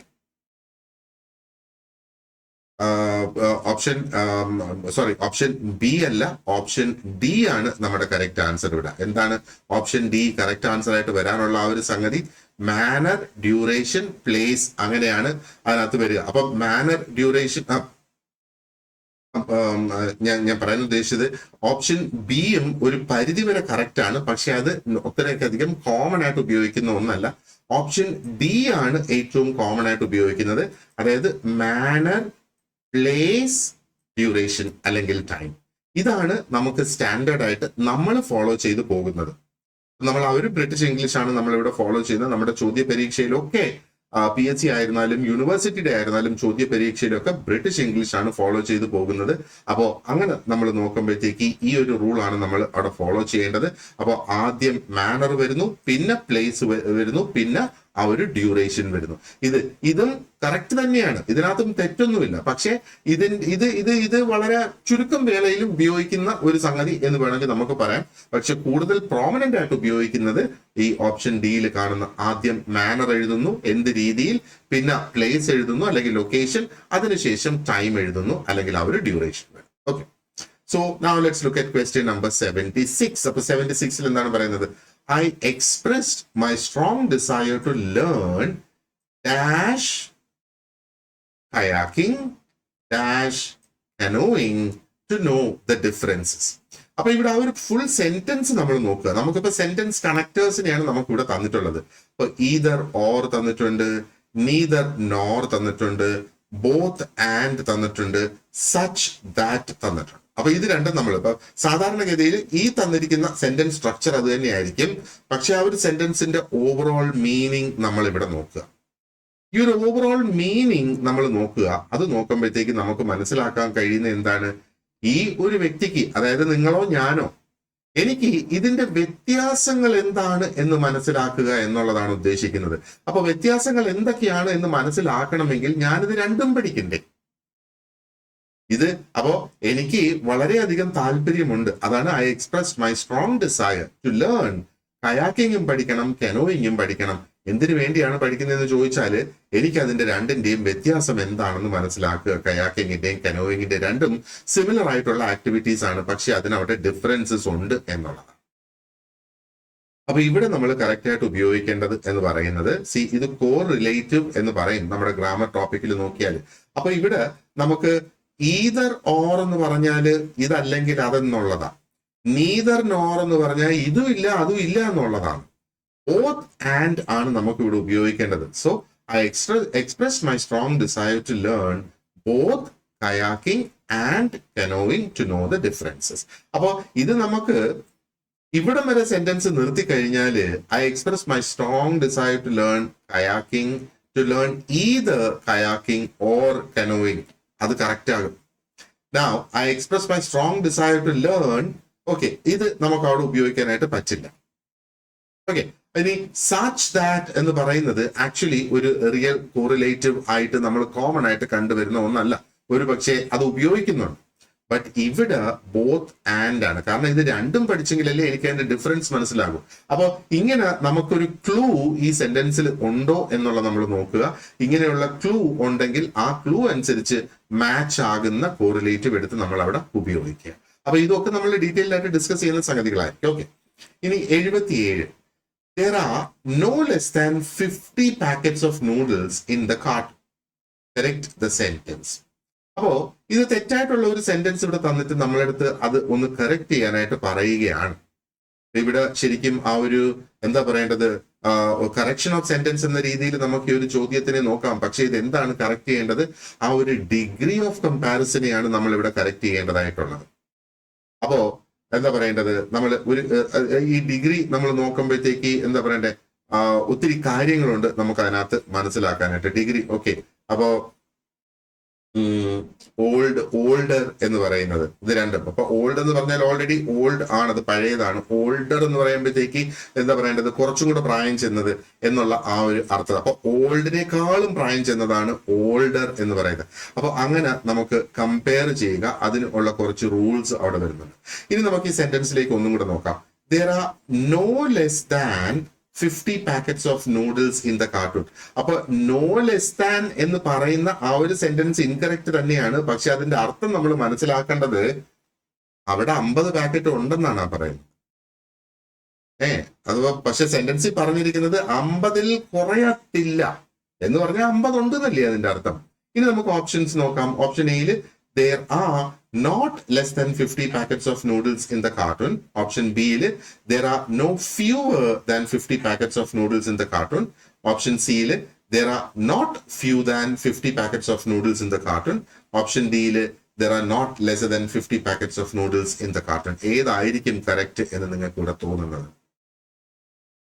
നമുക്ക് ഓപ്ഷൻ ബി ആണ് ഇവിടെ correct. there are no fewer than 50 packets of noodles. അപ്പൊ ഇവിടെ കമ്പയർ ചെയ്യാണ്. അപ്പോ എന്താ പറയേണ്ടത്, ഈ ഫ്യൂവർ നെയിം 50 പാക്കറ്റ്സിനായിട്ട് കമ്പയർ ചെയ്ത് കൊണ്ടുവരികയാണ്. അപ്പൊ 50-ൽ കുറയാതെ ഉള്ള ആ ഒരു പാക്കറ്റ് ഇവിടെ ഉണ്ട് എന്നുള്ളത്. അപ്പോ ഇതിന്റെ പിന്നിലെ ഒരു ട്രിക്ക് എന്ന് പറയുന്നത്, ഈ ലെസ് എന്ന് പറഞ്ഞാൽ ആ വാക്കേ ഉള്ളൂ നമ്മളിവിടെ മാറ്റേണ്ടതായിട്ട്. ലെസ് എന്ന് പറഞ്ഞാൽ എപ്പോഴും അൺകൗണ്ടബിൾ ആയിട്ടുള്ള നൗൺസിന് ഉപയോഗിക്കണം, നമുക്ക് എണ്ണാൻ കഴിയാത്ത നൗൺസ്. ഇവിടെ 50 പാക്കറ്റ്സ് ഓഫ് നൂഡിൽസ് അല്ലെ, പാക്കറ്റ് ഓഫ് നൂഡിൽസിനെ നമുക്ക് എണ്ണാം, അതുകൊണ്ടല്ലേ അവിടെ 50 എന്ന് പറയുന്നത്. അപ്പൊ എണ്ണാൻ കഴിയുന്ന ആ നൗൺസിനോടൊപ്പം നമുക്ക് ലെസ് ഉപയോഗിക്കാൻ പറ്റില്ല, ഫ്യൂ മാത്രമേ ഉപയോഗിക്കാനായിട്ട് പറ്റുള്ളൂ. അതുകൊണ്ടാണ് ഇവിടെ there are no fewer than 50 packets of noodles in the cartoon എന്ന് പറയുന്നത്. അപ്പൊ ഇവിടെ there are not few than 50 എന്ന് പറയുന്നുണ്ട്. അപ്പൊ not few than 50 അത് ഗ്രാമാറ്റിക്കലി ഇൻകറക്റ്റ് ആണ്.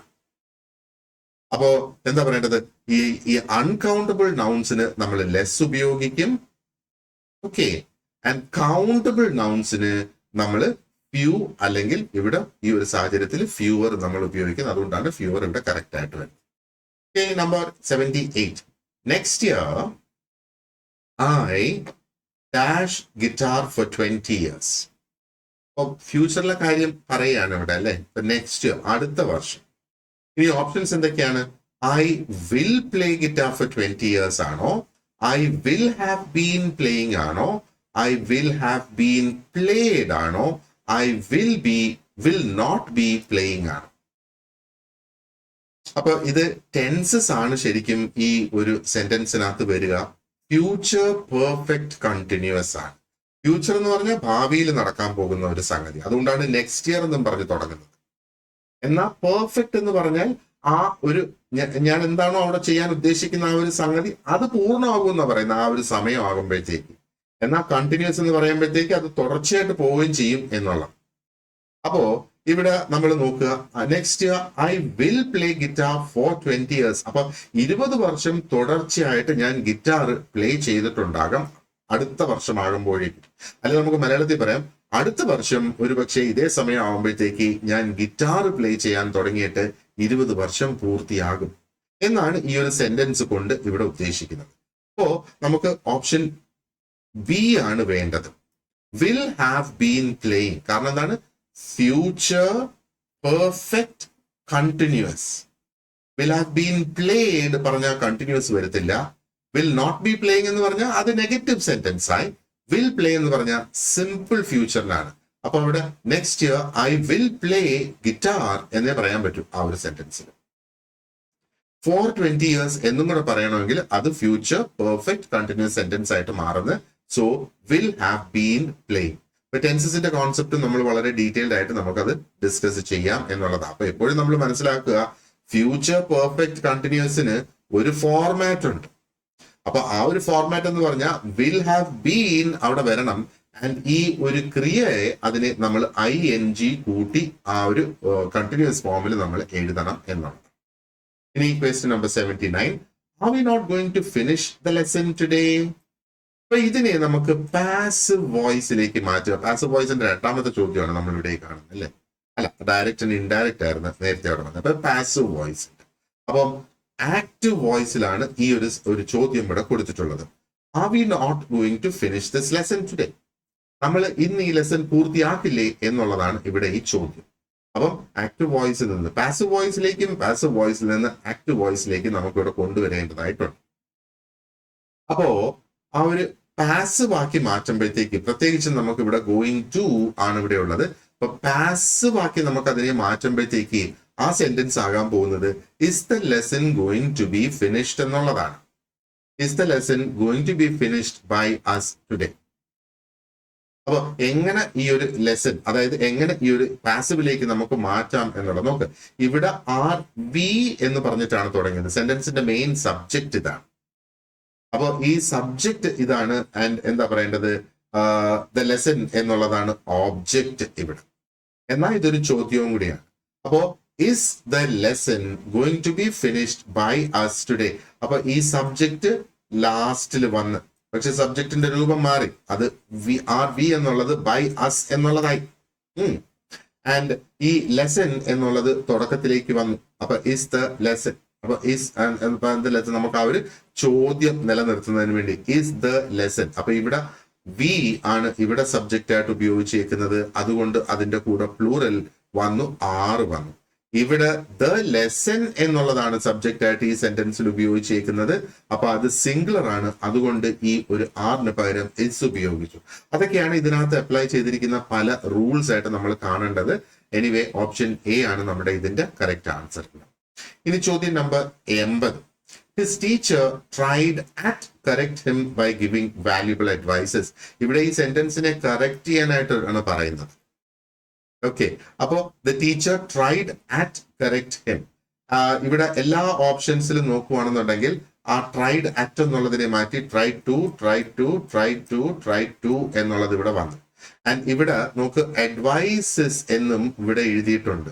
ഇനി ഓപ്ഷൻസ് നമുക്കൊന്ന് നോക്കാം. Okay, his teacher try to correct him by giving valuable advices. Advices എന്ന് നമ്മൾ പറയത്തില്ല. ഒന്നിലധികം അഡ്വൈസ് ഉണ്ടെങ്കിലും അഡ്വൈസ് എന്ന് തന്നെയാണ് പറയുന്നത്. അപ്പൊ ഒരു അഡ്വൈസിന് പീസ് ഓഫ് അഡ്വൈസ്, മലയാളത്തിൽ പറഞ്ഞ ഒരു അഡ്വൈസ്, അതിനൊരു പീസ് ഓഫ് അഡ്വൈസ്, ഒരു കഷണം എന്ന അർത്ഥത്തിൽ. ഓക്കെ, ഇനി ഇത് നമ്മൾ വീണ്ടും വാല്യുബിൾ അഡ്വൈസസ് എന്ന് പറയുന്നത് കൊണ്ട് ഇത് വീണ്ടും തെറ്റി. And his teacher tried to correct him by giving valuable advice. Option C ആണ് നമുക്ക് ഇവിടെ കറക്റ്റ്. ഈ ഡിയിലും അഡ്വൈസസ് ആണ് വന്നേക്കുന്നത്. അപ്പം ഇവിടെ ഇതും അവർ ചെക്ക് ചെയ്യുന്നുണ്ട് ഈ ഒരു സെന്റൻസ് കറക്റ്റ് ചെയ്യുന്നതിന് വേണ്ടിയിട്ട്. പക്ഷെ നമ്മൾ നോക്കിയാൽ ബാക്കി എല്ലാം അതേപോലെ തന്നെ നിൽക്കുകയാണ്. അപ്പൊ നോക്ക്, അഡ്വൈസ് എന്നുള്ളത്, ഫീഡ്ബാക്ക് എന്നുള്ളത്, ഇങ്ങനെയുള്ള വാക്കുകൾക്കൊന്നും എന്താ പറയേണ്ടത്, ഫീഡ്ബാക്സ് എന്നോ അഡ്വൈസസ് എന്നോ ഉള്ള വാക്കുകൾ ഇംഗ്ലീഷിൽ ഇല്ല. Okay, advice is a piece of advice എന്നുള്ളത്. അപ്പൊ ഇവിടെ ആ ഒരു ഇൻഫിനിറ്റീവ്സ്, ജെറൻസ്, അതിന്റെയൊക്കെ ഉപയോഗം ഇവിടെ വരുന്നുണ്ട് എന്ന് വേണമെങ്കിൽ നമ്മൾ മനസ്സിലാക്കുക. ഓക്കെ, അപ്പൊ ഈ സെന്റൻസ് എന്തുകൊണ്ട് തെറ്റെന്ന് ചോദിച്ചാല് ട്രൈഡ് ആറ്റ് കറക്റ്റ് എന്ന് പറയത്തില്ല. ടീച്ചർ ട്രൈഡ് ആറ്റ് കറക്റ്റ് എന്ന് നമ്മൾ പറയത്തില്ല. That is also wrong. Tried at correct എന്ന് പറയുന്നത് റോങ് സ്ട്രക്ചർ ആണ്. ഓക്കെ, ട്രൈയുടെ കൂടെ എപ്പോഴും 2A വരുത്തുള്ളൂ. ട്രൈ ടു കറക്റ്റ് എന്ന് നമ്മൾ പറഞ്ഞാല് ട്രൈഡ് ടു കറക്റ്റ് എന്ന് പറയണം എന്നുള്ളത്. ആൻഡ് ഈ അഡ്വൈസ് എന്ന് പറയുന്നത് തന്നെ ഓൾറെഡി ഒരു അൺകൗണ്ടബിൾ നൗൺ ആണ്. അതിനെ നമുക്ക് കൗണ്ടബിൾ നൗൺ ആക്കണമെങ്കിൽ പീസ് ഓഫ് അഡ്വൈസ്, അല്ലെങ്കിൽ the teacher gave different pieces of advice. അപ്പൊ അവിടെ പീസ് അല്ലെങ്കിൽ പീസസ് ആണ് അവിടെ പ്ലൂറൽ ആകുന്നത്. അഡ്വൈസ് ആയിട്ട് തന്നെ അങ്ങനെ നിൽക്കും. ഇനി ചോദ്യം 81. Yesterday Tim parked in a restricted area and the police dashed his truck. അപ്പൊ choose the word that best completes the sentence. ഇത് നമ്മുടെ ആ ഒരു വൊക്കാബുലറി ചെക്ക് ചെയ്യുകയാണ്. അപ്പൊ നമുക്ക് 10 എണ്ണം ഇത് കഴിഞ്ഞു ഓൾറെഡി അല്ലേ. അപ്പൊ 81 മുതൽ തുടങ്ങിയപ്പോഴത്തേക്ക് അടുത്ത 10 നമ്മുടെ സിലബസിൽ എങ്ങനെയാണ് 10 ചോദ്യങ്ങൾ ഗ്രാമർ അനുസരിച്ചും 10 ചോദ്യങ്ങൾ വൊക്കാബുലറിക്കും. ആ വൊക്കാബുലറിയുടെ ആദ്യത്തെ ചോദ്യമാണ് ഇവിടെ ഈ കാണുന്നത്. അപ്പൊ ഇവിടെ നമ്മൾ വാക്കുകളുടെ അർത്ഥം നമുക്കറിയാമെങ്കിൽ നോക്ക്, ഇവിടെ ഇംപൗണ്ടഡ് ഉണ്ട്, ഇംപ്രിസൻഡ് ഉണ്ട്, ഇംപെയിൽഡ് ഉണ്ട്, ഇന്റേൺഡ് ഉണ്ട്. അപ്പോ നമ്മൾ പലപ്പോഴും കൺഫ്യൂസ്ഡ് ആകുന്ന വാക്കുകളാണ്. അപ്പൊ നമുക്ക് അങ്ങനെ ഒരു സെഗ്മെന്റ് നമ്മുടെ സിലബസിലുണ്ട്, വേർഡ്സ് ഓഫൻ കൺഫ്യൂസ്ഡ് എന്ന് പറഞ്ഞു. അപ്പോ ഇവിടെ ഇംപ്രിസൻഡ് എന്ന് പറഞ്ഞാൽ ജയിലിൽ അടയ്ക്കുക എന്നുള്ളതാണ്. ഇനി ഇംപെയിൽ എന്ന് പറഞ്ഞാല് ഒരു നല്ല മൂർച്ചയുള്ള ഒരു ഷാർപ്പ് ഓബ്ജക്റ്റ് കൊണ്ട് കുത്തുക, പിയേഴ്സ് എന്നുള്ളതാണ് ഇംപെയിൽഡ്. ഇന്റേൺഡ് എന്ന് പറഞ്ഞാല് ആ യുദ്ധ സമയത്ത് ഒരു വ്യക്തിയെ തടങ്കലിൽ വെക്കുന്നതിനാണ് ഇന്റേൺഡ് എന്ന വാക്ക് പറയുന്നത്. അപ്പൊ ഇവിടെ ഇംപൗണ്ടഡ് ആണ് ഇതിന് നമുക്ക് ഉപയോഗിക്കാനായിട്ട്. നോക്ക്, അപ്പൊ പോലീസ് നിയമവുമായിട്ട് ബന്ധപ്പെട്ടതാണ്. അപ്പൊ നിയമവുമായിട്ട് ബന്ധപ്പെട്ട് ഒരു വാഹനം പ്രത്യേകിച്ചും പോലീസ് കസ്റ്റഡിയിൽ പിടിച്ചു വെക്കുന്നതിന് ഇംപൗണ്ടഡ് എന്ന വാക്കാണ് എപ്പോഴും ഉപയോഗിക്കുക. ഇംപൗണ്ടഡ് എന്ന വാക്കാണ് എപ്പോഴും അതിന് ഉപയോഗിക്കുക. അപ്പൊ നിയമവുമായിട്ട് ബന്ധപ്പെട്ട് ഒരു വാഹനം പിടിച്ചു വെക്കുന്നതിന് ഇംപൗണ്ടഡ് എന്ന വാക്ക് ഉപയോഗിക്കുന്ന അത് നമ്മൾ ഓർത്തു വെച്ചിരുന്നു. ഓക്കെ, ഇനി 82. I was dashed when they rang up and informed that I had won a lottery. അപ്പൊ കറക്റ്റ് ഇഡിയം ഉപയോഗിക്കുക എന്നുള്ളതാണ് ഇവിടെ ഈ പറയുന്നത്. അപ്പൊ ഇതൊക്കെ കോമൺ ഇഡിയംസ് ആണ്. ഫ്ലൈങ് ഓഫ് ദ ഹാൻഡിൽ എന്ന് പറഞ്ഞാൽ ദേഷ്യം വരുന്നു എന്നാണ് അവിടെ കാണിക്കുന്നത്. അറ്റ് ലോഗർ ഹെഡ്സ് എന്ന് പറഞ്ഞാൽ അവനുമായിട്ട് ഞാൻ പിണക്കത്തിൽ വഴക്കിലാണ്, കോൺഫ്ലിക്റ്റ് ആണ് എന്നുള്ളതാണ്.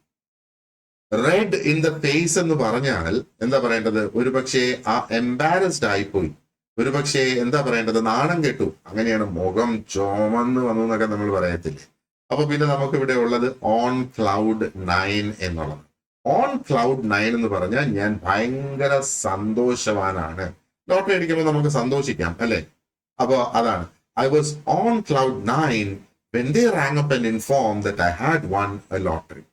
അപ്പോ ഇതും നമുക്ക് ഒരുപാടധികം ഇഡിയംസ് നമുക്ക് പഠിക്കേണ്ടതായിട്ടുണ്ട്. അത് വളരെ ഇൻട്രസ്റ്റിംഗ് ആയിട്ടുള്ള ഒരു ടോപ്പിക് തന്നെയാണ്. ഇനി 83.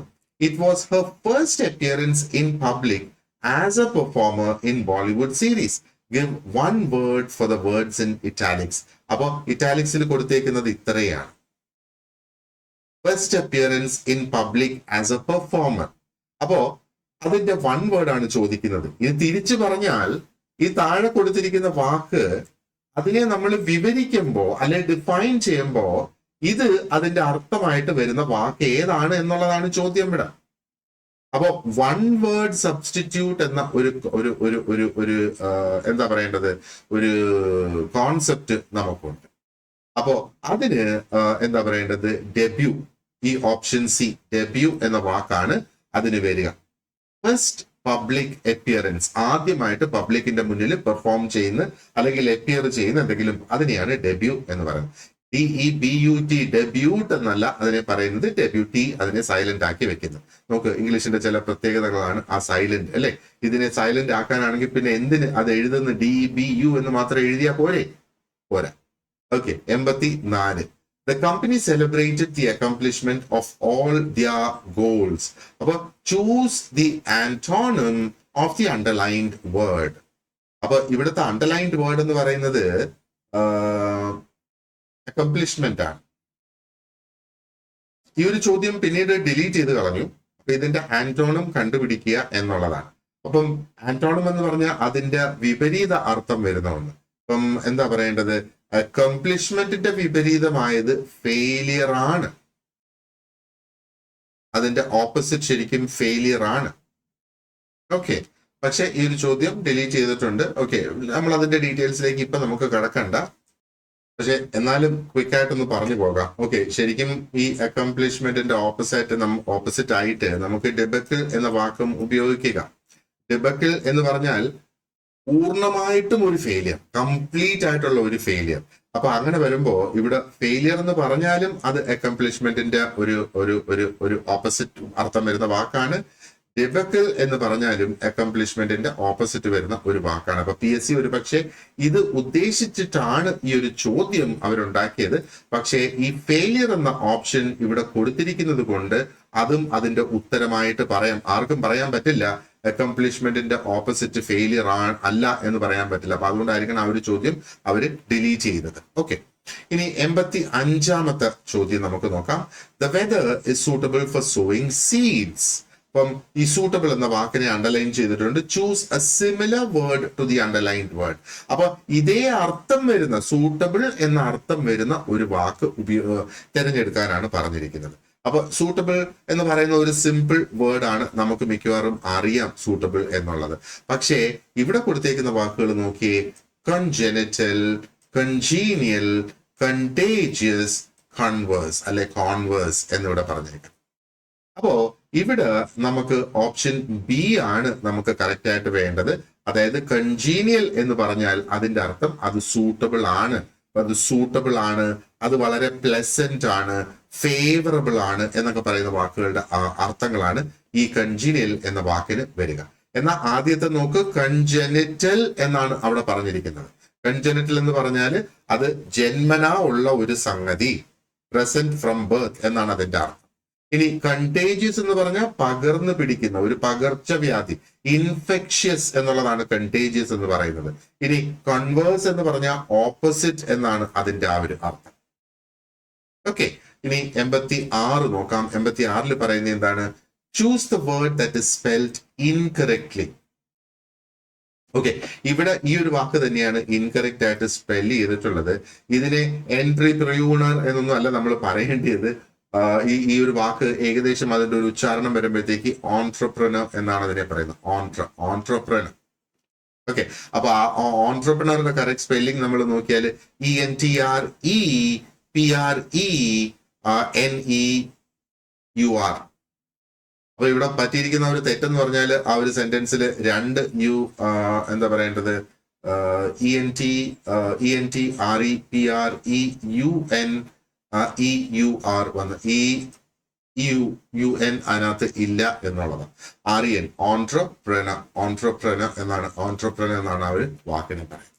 ഇനി അടുത്ത 87, ഇത് ശരിക്കും ഫോറിൻ വേർഡ്സ് ആൻഡ് ഫ്രേസസ് ആണ്. അപ്പൊ ഫോറിൻ എന്ന് പറയുമ്പോൾ ഇംഗ്ലീഷും നമുക്ക് ഫോറിൻ ആണ്, പക്ഷെ ഇംഗ്ലീഷിന് ഫോറിൻ ആയിട്ടുള്ള വാക്കുകളാണ് അവർ ഇതിനകത്ത് ഉദ്ദേശിക്കുന്നത്. അപ്പൊ ഇംഗ്ലീഷ് നമുക്കറിയാം, ഇംഗ്ലീഷിൻ്റെതായിട്ടുള്ള വാക്കുകൾ അതിനകത്ത് വളരെ ചുരുക്കമേ ഉള്ളൂ. ബാക്കി വാക്കുകൾ, ഒരുപാട് വാക്കുകൾ ഇംഗ്ലീഷിലേക്ക് വന്നേക്കുന്നത് മറ്റു ഭാഷകളിൽ നിന്നാണ്. ഇപ്പം ഇന്ത്യയിൽ നമുക്ക് മലയാളത്തിൽ നിന്ന് അയ്യോ എന്ന് പറയുന്ന വാക്ക് പോലും ഇപ്പം ഇംഗ്ലീഷിൽ അവർ എടുത്തിട്ടുണ്ട് എന്നുള്ളതാണ്. നിങ്ങൾ എന്താ പറയേണ്ടത്, ലേറ്റസ്റ്റ് ആയിട്ടുള്ള ഡിക്ഷണറിയുടെ എഡിഷൻസ് നോക്കിയാൽ മനസ്സിലാക്കാനായിട്ട് സാധിക്കും. അപ്പൊ ഇവിടെ റെസ്പോണ്ടസിൽ വാസ് പ്ലേറ്റ്, അങ്ങനെയാണ് ഇത് പറയുന്നതെന്ന് വിചാരിക്കാം അല്ലെ. അപ്പൊ ഇതിനെയാണ് ചുരുക്കത്തിൽ നമ്മൾ RSVP എന്ന് പറയുന്നത്. RSVP ഇപ്പൊ നമുക്കറിയാം, നമ്മള് എന്താ പറയേണ്ടത്, ചില കല്യാണ കത്തുകളില് ഒക്കെ RSVP എന്ന് എഴുതിയേക്കുന്നത് കാണാം. അല്ലെങ്കിൽ ചില ഇമെയിൽ ഒക്കെ നമുക്ക് കിട്ടുമ്പോൾ RSVP എന്ന് എഴുതിയേക്കുന്നത് നമുക്ക് കാണാം. അതിന്റെ ഉത്തരം എന്ന് പറയുന്നത് എന്താ പറയേണ്ടത്, ആൻസർ പ്ലീസ്, ഉത്തരം തരൂ, ഉത്തരം തരണേ എന്നുള്ളതാണ് RSVP കൊണ്ട് ഉദ്ദേശിക്കുന്നത്. അപ്പൊ ഇതിനെ നോക്കിയാൽ മതി, റെസ്പോൺസ്. അപ്പൊ റെസ്പോണ്ടസ്, ഇത് I think this is late. Okay, right. ഇനി നമ്പർ 88 പറയുന്നത് എന്താണ്? The thieves dashed the apartment while the family was on vacation. അപ്പൊ ഇവിടെ നമുക്ക് ഈ ഫ്രേസൽ വേർബ്സ് ആണ് ശരിക്കും ഇവിടെ ഉപയോഗിച്ചിരിക്കുന്നത്. അപ്പൊ വേർബ്സ് എന്ന് പറഞ്ഞാൽ എന്താണ്? വേർബ്സ് എന്ന് പറഞ്ഞാൽ ക്രിയാപദങ്ങൾ. അപ്പൊ ക്രിയാപദങ്ങളുടെ ഒരു ഫ്രേസ് എന്ന് പറയുമ്പോൾ ഒന്നിലധികം വാക്കുകളുടെ ഒരു കൂട്ടായ്മയ്ക്കാണ് ആ ഫ്രേസൽ വേർബ്സ് എന്ന് പറയുന്നത്. അപ്പൊ നോക്ക്, ഇവിടെ ഇതിന്റെ ആൻസർ എന്ന് പറയുന്നത് option A, broke into എന്നുള്ളതാണ്. അപ്പൊ ബ്രോക്ക് എന്ന വാക്ക് നമ്മൾ മാത്രം എടുത്തു കഴിഞ്ഞാൽ അതിന്റെ അർത്ഥം ഒടിച്ചു, ഒടിഞ്ഞു, പൊട്ടി, തകർന്നു എന്നൊക്കെയുള്ള. ഇൻടു എന്ന് പറഞ്ഞാൽ ഓക്കെ, ഇൻടു സംതിങ്, എന്തിന്റെയെങ്കിലും ഉള്ളിലേക്ക്. അപ്പൊ ബ്രോക്ക് ഇൻടു എന്ന് പറഞ്ഞാൽ ആ രണ്ട് വാക്കുകളും കൂടെ ഒന്നിച്ചുപയോഗിക്കുമ്പോൾ അതിന്റെ അർത്ഥം അതിക്രമിച്ച് കടന്നു. അപ്പോ കള്ളന്മാര്, thieves broke into the apartment. ഇനി ബ്രോക്ക് ഡൗൺ എന്ന് പറഞ്ഞു. ബ്രോക്ക് എന്ന് പറഞ്ഞാൽ വീണ്ടും പൊട്ടി എന്നുള്ളത്, ഡൗൺ എന്ന് പറഞ്ഞാൽ താഴേക്ക് പോവുക എന്നുള്ളതാണ് അല്ലെ. അപ്പൊ ബ്രോക്ക് ഡൗൺ എന്ന് പറഞ്ഞാൽ അതിനെ തകർത്ത് തരിപ്പണമാക്കി എന്നുള്ളതാണ്. അപ്പൊ നമ്മൾ പറയുന്നത് നമ്മുടെ എന്റെ കാർ ബ്രേക്ക് ഡൗൺ ആയി എന്ന് പറയുന്നത് അതിന്റെ ബ്രോക്ക് ഡൗൺ ആണ് ഇത്. ഓക്കെ, ഇനി ബ്രോക്ക് അപ്പ് എന്ന് പറയുമ്പോഴത്തേക്ക് മനുഷ്യ ബന്ധങ്ങൾ പിരിയുന്നതിനാണ് ബ്രോക്ക് അപ്പ് എന്ന് പറയുന്നത്. അപ്പൊ അപ്പ് എന്ന് പറഞ്ഞാൽ മുകളിലേക്കും ആൻഡ് ബ്രോക്ക് എന്ന് പറഞ്ഞാൽ വീണ്ടും പൊട്ടി ഒടിഞ്ഞു എന്നൊക്കെ ഉള്ളത് അല്ലെ. അപ്പൊ ബ്രോക്ക് അപ്പ് എന്ന് പറഞ്ഞാൽ ആ ഒരു ബന്ധം തകർന്നു എന്നുള്ളതാണ്. ഇനി ബ്രോക്ക് എവേ എന്ന് പറഞ്ഞാലോ, ബ്രോക്ക് എന്ന് പറഞ്ഞാൽ വീണ്ടും ഒടിഞ്ഞു, എവേ എന്ന് പറഞ്ഞാൽ ദൂരം എന്നുള്ളതാണ് അതിന്റെ ആ ഒരു അർത്ഥം. പക്ഷെ ഇത് രണ്ടും കൂടെ ഒന്നിച്ച് വരുമ്പോഴത്തേക്ക് ബ്രോക്ക് എവേ, അപ്പോ എന്താ പറയുന്നത്, ബ്രാഞ്ച് ബ്രോക്ക് അവേ, അപ്പൊ അതിൽ നിന്ന് പൊട്ടി മാറി എന്നുള്ള ആ ഒരു അർത്ഥം. പക്ഷെ ഈ അർത്ഥം വരണമെങ്കിൽ ഈ രണ്ട് വാക്കുകളും എപ്പോഴും ഒരുമിച്ച് ഇതേപോലെ സഹോദരങ്ങളെ പോലെ കൂട്ടി വെക്കണം. അപ്പൊ അങ്ങനെ വരുന്ന വാക്കുകളെയാണ് ഈ ഫ്രേസൽ വേർബ്സ് എന്ന് പറയുന്നത്. ഓക്കെ, ഇനി 89 ആന്റിന. നമ്മുടെ ടിവിയുടെ ആന്റിന അല്ല ഇത്, ഇത് ശരിക്കും കോക്രോച്ച്, അതായത് പാറ്റയുടെ ആന്റിനയുടെ കാര്യമാണ് പറയുന്നത്. Antennas dash able cockroaches to sense their surroundings. അപ്പൊ ഇവിടെ കറക്റ്റ് ആയിട്ടുള്ള പ്രിഫിക്സ് ഉപയോഗിക്കുക. വേർഡ് ഫോർമേഷന്റെ ഭാഗമായിട്ടാണ് ഇവിടെ ഈ വരിക. അപ്പൊ ഇവിടെ പ്രിഫിക്സ് ആണ്. പ്രിഫിക്സ് എന്ന് പറഞ്ഞാൽ ഒരു വാക്കുണ്ട്, ആ വാക്കിന് മുന്നേ ഒരു വാക്ക് ചേർത്തിട്ട് അതിന്റെ അർത്ഥം മാറ്റുക എന്നുള്ളതാണ്. എന്നാൽ സഫിക്സ് ഉണ്ട്, അപ്പൊ അതിലൊരു വാക്കുണ്ട്, ആ വാക്കിന് ശേഷം ഒരു ചെറിയ ഒരു കഷണം വാക്ക് ഇതേണക്ക് ചേർത്തിട്ട് അതിന്റെ അർത്ഥം മാറ്റുക എന്നുള്ളതാണ്. അപ്പൊ അങ്ങനെയൊക്കെയാണ് ഇംഗ്ലീഷിലെ വാക്കുകൾ എന്ന് പറയുന്നത്. നമ്മൾ മറ്റൊരു ആവശ്യത്തിന് വേണ്ടി ഉപയോഗിക്കുന്ന ഒരു വാക്കിനെ എടുത്ത് അതിന്റെ മുന്നിൽ രണ്ട് അക്ഷരം ചേർത്തിട്ട് അതിനെ ഒരു പുതിയ വാക്കാണ് വ്യത്യസ്തമായ ഒരു അർത്ഥം എന്ന് പറയുന്നത്. ഇതൊക്കെയാണ് ഇംഗ്ലീഷിനെ കുറച്ച് കോംപ്ലിക്കേറ്റഡ് ആക്കുന്നത്. അപ്പൊ നമ്മുടെ ഭാഷയിൽ എന്ന് പറഞ്ഞാൽ മലയാളത്തിൽ നമ്മൾ നോക്കിയാൽ മിക്കവാറും എല്ലാത്തിനും നമുക്ക് വാക്കുകൾ ഉണ്ട് എന്നുള്ളതാണ്. നമ്മുടെ കൾച്ചറിലുള്ള ഒരു സംഗതിയാണെങ്കിൽ അതിന് നമുക്കൊരു വാക്കുണ്ട് എന്നുള്ളത്. ഇംഗ്ലീഷിൽ അങ്ങനെയല്ല എന്നുള്ളത് അല്ലേ. അപ്പോ ഇവിടെ പ്രിഫിക്സ് എന്ന് പറയുന്നു. അപ്പൊ ഇവിടെ നമുക്ക് എന്താ വരേണ്ടത്, the antenna dash able. Okay, അപ്പൊ ഈ ഏബിൾ എന്ന വാക്കിന് തൊട്ട് മുന്നേ എന്തുപയോഗിക്കണമെന്നുള്ളതാണ്. The antennas dash able cockroaches to sense their surroundings. അപ്പം കോക്രോച്ചിന്റെ ആ ഒരു ആന്റിനാസ്, അതിന്റെ മീശേനെയാണ് ഉദ്ദേശിക്കുന്നത്. അത് അവരുടെ ആ ഒരു ചുറ്റുപാടും ഉള്ള സംഗതികളെ അവർക്ക് മനസ്സിലാക്കാനായിട്ട് ആ ആന്റിന കൊണ്ട് സാധിക്കും. അപ്പോ അതിനെ സാധ്യമാക്കുന്നു എന്നുള്ള അർത്ഥമാണ് നമുക്കിവിടെ വരേണ്ടത്. അപ്പൊ അതിന് നമ്മൾ en ഉപയോഗിക്കണം, എനേബിൾ എന്ന് പറയണം. എനേബിൾ എന്ന വാക്ക് നമ്മൾ പലപ്പോഴും ഉപയോഗിച്ചിട്ടുണ്ട് അല്ലെ. അത് സാധ്യമാക്കുക എന്ന അർത്ഥം വരണമെങ്കിൽ എനേബിൾ അല്ല, ഏബിൾ മാത്രമാണ് അതിനകത്ത് നമ്മൾ പറയുന്നതെങ്കിൽ ഒരു പക്ഷേ ഒരു കഴിവ് എന്നുള്ളത് ആണ് അവിടെ വരിക. കഴിവ് ഉണ്ട്. അപ്പോ എന്താ പറയേണ്ട, ആ ഒരു കഴിവ് എന്നുള്ള ആ ഒരു വാക്ക്. അപ്പൊ എനേബിൾ എന്ന് പറഞ്ഞാൽ എന്താ പറയേണ്ടത്, അത് സാധ്യമാക്കുന്നു എന്നുള്ള വ്യത്യസ്തമായ ഒരു അർത്ഥത്തിലേക്ക് അതങ്ങ് പോകും. ഇനി അവസാനത്തെ ചോദ്യം ഇതാണ്, ഈ ഫിനോമിനൻ എന്ന് പറയുന്ന ആ ഒരു വാക്ക്. So the phenomenon of glowing sea water signifies changes in the marine or marine environment. അപ്പോ എന്താ പറയേണ്ടത്, ഈ കടലിലെ വെള്ളം അത് ഗ്ലോ ചെയ്യുക എന്ന് പറയുന്ന ആ ഒരു പ്രതിഭാസം അല്ല, ആ ഒരു പ്രതിഭാസം എന്തിനെ സൂചിപ്പിക്കുന്നു, ആ ഒരു കടലിലെ സാഹചര്യം മാറുന്നു എന്നുള്ളതിനെ സൂചിപ്പിക്കുന്നു എന്നുള്ളത്. അപ്പൊ ഇവിടെ ഫിനോമിനൻ എന്ന് പറഞ്ഞിരിക്കുന്നത്, അവരാവശ്യപ്പെട്ടിരിക്കുന്നത് ഈ അണ്ടർലൈൻ ചെയ്തു വെച്ചിരിക്കുന്ന വാക്കിന്റെ പ്ലൂറൽ ഫോം കണ്ടെത്തുക ഇതിനകത്ത് നിന്ന്. അപ്പൊ ഇങ്ങനെയുള്ള കുറെ അധികം പ്ലൂറൽസ് നമുക്കുണ്ട്. അപ്പൊ ഇവിടെ നോക്ക്, ഇവിടെ ഫിനോമിന ഉണ്ട്, ഫിനോമിനാസ് ഉണ്ട്, ഫിനോമിനൽ ഉണ്ട്, ആൻഡ് ഫിനോമിനം ഉണ്ട്. ഫിനോമിനൻ എന്ന് പറയുന്നത് സിംഗുലർ ആണ്. അതിന്റെ പ്ലൂറൽ എന്ന് പറയുന്നത് ഫിനോമിനാസ് അല്ല, ഫിനോമിന ആണ്. ഓപ്ഷൻ ബി ആണ് ഇതിന്റെ പ്ലൂറൽ എന്ന് പറയുന്നത്. ഇതേപോലെയുള്ള വാക്കുകളൊക്കെ ഒത്തിരി ഞാൻ സമാഹരിച്ച് വെച്ചിട്ടുണ്ട് നിങ്ങൾക്ക് തരുന്നതിന് വേണ്ടിയിട്ട്. അത് ആ ഒരു ലെസൺസ് തരുന്നതിന്റെ കൂട്ടത്തിൽ നിങ്ങൾക്ക് അത് അവൈലബിൾ ആണ്. ഓക്കെ, അപ്പോ ഇവിടെ നമ്മൾ ഇതിന്റെ ഈ ഒരു ക്വസ്റ്റ്യൻസ് പൂർത്തീകരിക്കുകയാണ്. ഇനി അടുത്തത് മുതൽ ഇനി ഒരു കാര്യം കൂടെ പറയട്ടെ. അപ്പൊ ഇതോടൊപ്പം ഞാനൊരു 30 പുതിയ പ്രാക്ടീസ് ക്വസ്റ്റ്യൻസും ഈ ഒരു ജനറൽ ഇംഗ്ലീഷിനെ PSCയുടെ ഈ സ്റ്റൈലിൽ ആസ്പദമാക്കിയിട്ട് ഞാൻ ഈ നോട്ട്സിനോട് ഒപ്പം ഞാനത് അറ്റാച്ച് ചെയ്യുന്നുണ്ട്. അപ്പൊ അത് എന്തിനാണ്, ഈ ചോദ്യങ്ങൾ നമ്മളിപ്പം ചർച്ച ചെയ്തതിൽ നിന്ന് നിങ്ങൾക്ക് എന്തുമാത്രം മനസ്സിലായിട്ടുണ്ട്. അപ്പൊ കുറെ അധികം കോൺസെപ്റ്റുകൾ ഞാൻ അവിടെ എക്സ്പ്ലെയിൻ ചെയ്ത് പോയിട്ടുണ്ട് അല്ലെ. അപ്പൊ അത് നിങ്ങൾക്ക് എന്തുമാത്രം മനസ്സിലായിട്ടുണ്ട് എന്ന് മനസ്സിലാക്കുന്നതിന് വേണ്ടിയിട്ടാണ് ഈ ഒരു 30 ചോദ്യങ്ങൾ ഞാൻ ഇതോടൊപ്പം അറ്റാച്ച് ചെയ്തിട്ടുള്ളത്. അപ്പൊ അത് നിങ്ങൾ എങ്ങനെ ആ ചോദ്യങ്ങൾ ആക്സസ് ചെയ്യാം എന്ന് ചോദിക്കുകയാണെങ്കിൽ നമ്മുടെ വാട്സാപ്പിന്റെ സ്റ്റഡി ഗ്രൂപ്പ് ജോയിൻ ചെയ്യുക. ആ സ്റ്റഡി ഗ്രൂപ്പിൽ ഞാനൊരു ഡോക്യുമെന്റ് ഷെയർ ചെയ്തിട്ടുണ്ട്. ആ ഡോക്യുമെന്റിലുണ്ട് നമ്മുടെ ഈ ഒരു ഫുൾ കോഴ്സിന്റെ എന്തൊക്കെ ഐറ്റംസ് ഞാൻ ഇതുവരെ ആഡ് ചെയ്തുവെന്നും അത് നിങ്ങൾക്ക് എടുക്കുന്നതിന് വേണ്ടി ആ ഒരു ലിങ്കുകൾ അവിടെ കൊടുത്തിട്ടുണ്ട്. അപ്പം നോട്ട്സ് ആണെങ്കിൽ നോട്ട്സിന്റെ ലിങ്ക്, ക്വസ്റ്റ്യൻസ് ശരിക്കും നോട്ട്സിന്റെ ഭാഗത്ത് ആ ഒരു ലിങ്ക് ക്ലിക്ക് ചെയ്യുക. അതോടനുബന്ധിച്ച ഒരു വീഡിയോ ഉണ്ടെങ്കിൽ ആ ഒരു വീഡിയോയുടെ ലിങ്കും കൂടെ അവിടെ കൊടുത്തിട്ടുണ്ടാകും. ഒരു ടേബിൾ ഫോർമാറ്റിലാണ് ഞാൻ ഈ സംഗതികൾ അവിടെ അപ്ലോഡ് ചെയ്തിട്ടുള്ളത്. അപ്പൊ വേറെ എവിടെയും തെരഞ്ഞു കിടന്ന് ഓടണ്ട, യൂട്യൂബിലെ വീഡിയോസ് തപ്പി ഇങ്ങനെ പോകേണ്ട ആവശ്യമില്ല. നേരെ ആ ഒരു ഡോക്യുമെന്റ് ഓപ്പൺ ചെയ്ത് കഴിഞ്ഞാൽ അതിൽ നിന്ന് നോട്ട്സും എടുക്കാം, അതിന്റെ വീഡിയോസും നിങ്ങൾക്ക് കാണാം എന്നുള്ളതാണ്. ഓക്കെ, അപ്പൊ ഇതിന്റെ തുടർച്ചയായിട്ടുള്ള അടുത്ത വീഡിയോ എന്ന് പറയുന്നത് നമ്മൾ ഇനി ആ ഒരു സിലബസ് പ്രകാരമുള്ള ടോപ്പിക്സ് നമ്മൾ അങ്ങ് സ്റ്റാർട്ട് ചെയ്യാൻ പോവുകയാണ്. അപ്പം ആദ്യം നമ്മൾ ചർച്ച ചെയ്യുന്നത് types of sentences and interchange of sentences, ഈ ടോപ്പിക് ആയിരിക്കും. അതിനുശേഷം ഡിഫറെന്റ് പാർട്സ് ഓഫ് സ്പീച്ചിലേക്ക് കടക്കും. അതിനുശേഷം ആ ഒരു സബ്ജക്ട് വെർബ് എഗ്രിമെന്റിലേക്ക് കടക്കും. അപ്പൊ ഇങ്ങനെയായിരിക്കും നമ്മൾ ഓരോ ടോപ്പിക്സും നമ്മൾ കവർ ചെയ്ത് പോവുക. ഈ ഒരു ഗ്രാമർ കംപ്ലീറ്റ് ആക്കിയതിന് ശേഷം നമ്മൾ വൊക്കാബുലറിയിലേക്കും പോകും. അല്ലെങ്കിൽ ചിലപ്പം ആ ഒരു ഗ്രാമർ ടോപ്പിക്സിന്റെ ഇടയ്ക്ക് തന്നെ ഞാൻ ആ ഒരു വൊക്കാബുലറിയുടെ ടോപ്പിക്സും കൂടെ നിങ്ങൾക്ക് അവിടെ തരും. അപ്പോൾ നമ്മൾ സമയം വേസ്റ്റ് ചെയ്യാതെ നമുക്കത് കംപ്ലീറ്റ് ചെയ്തങ്ങ് പോകാം. അപ്പൊ ശരിക്കും പറഞ്ഞാൽ നമുക്ക് ഇവിടെ 15 ടോപ്പിക് ഉണ്ട് ആൻഡ് ഇവിടെ 12 ടോപ്പിക് ഉണ്ട്. അപ്പൊ ഏകദേശം 27 ടോപ്പിക്സ് ഉണ്ട്. അപ്പൊ ഇതിൽ നമ്മൾ ഒരു ടോപ്പിക് മാത്രം ഒരു ദിവസം കവർ ചെയ്ത് പോയാൽ തന്നെ ഇതിന് 27 ദിവസം നമുക്ക് എടുക്കും. ചിലപ്പം ലെസൺസ് ഒന്നിലധികം ലെസൺസ് ഞാൻ പോസ്റ്റ് ചെയ്യും. ഇപ്പൊ നോക്കുക, ഇന്ന് ഇപ്പം എന്താ പറയേണ്ടത്, December 9 അല്ലെ. നമ്മൾ ഈ തയ്യാറെടുക്കുന്നത് അടുത്ത വർഷത്തേക്ക് വേണ്ടിയിട്ടാണ്. അപ്പൊ ഏകദേശം ആ ഒരു ഇപ്പൊ കഴിഞ്ഞ വർഷം മെയ്യിലാണ് ഈ ഒരു എക്സാം നടന്നത്. അപ്പൊ അടുത്ത വർഷം ഒരു പക്ഷേ മെയ്യിൽ അല്ലെങ്കിൽ ജൂണിൽ ഈ എന്താ പറയണ്ടേ പ്രിലിംസ് എക്സാം നടക്കാനുള്ള ആ ഒരു സാധ്യതയുണ്ട്. അപ്പൊ അതും കൂടെ കണക്കിൽ എടുത്തുകൊണ്ട് വേണം നമുക്ക് ആ ഒരു സമയത്തെ കൂടെ അഡ്ജസ്റ്റ് ചെയ്ത് നമുക്ക് മുന്നോട്ട് പോകാൻ. എന്തായിരുന്നാലും ഡിസംബർ അവസാനത്തോടു കൂടി നമുക്ക് അടുത്ത വർഷത്തേക്കുള്ള ആ ഒരു കലണ്ടർ നമുക്ക് കിട്ടും. അതിൽ നിന്ന് നമുക്ക് കാര്യങ്ങൾ മനസ്സിലാക്കാൻ പറ്റും ഏത് സമയത്തായിരിക്കും ഈ ഒരു പരീക്ഷ വരുന്നതെന്നുള്ളത്. So thank you very much for watching this lesson. നമ്മുടെ ചാനൽ സബ്സ്ക്രൈബ് ചെയ്തിട്ടില്ലെങ്കിൽ ഒന്ന് സബ്സ്ക്രൈബ് ചെയ്യുക.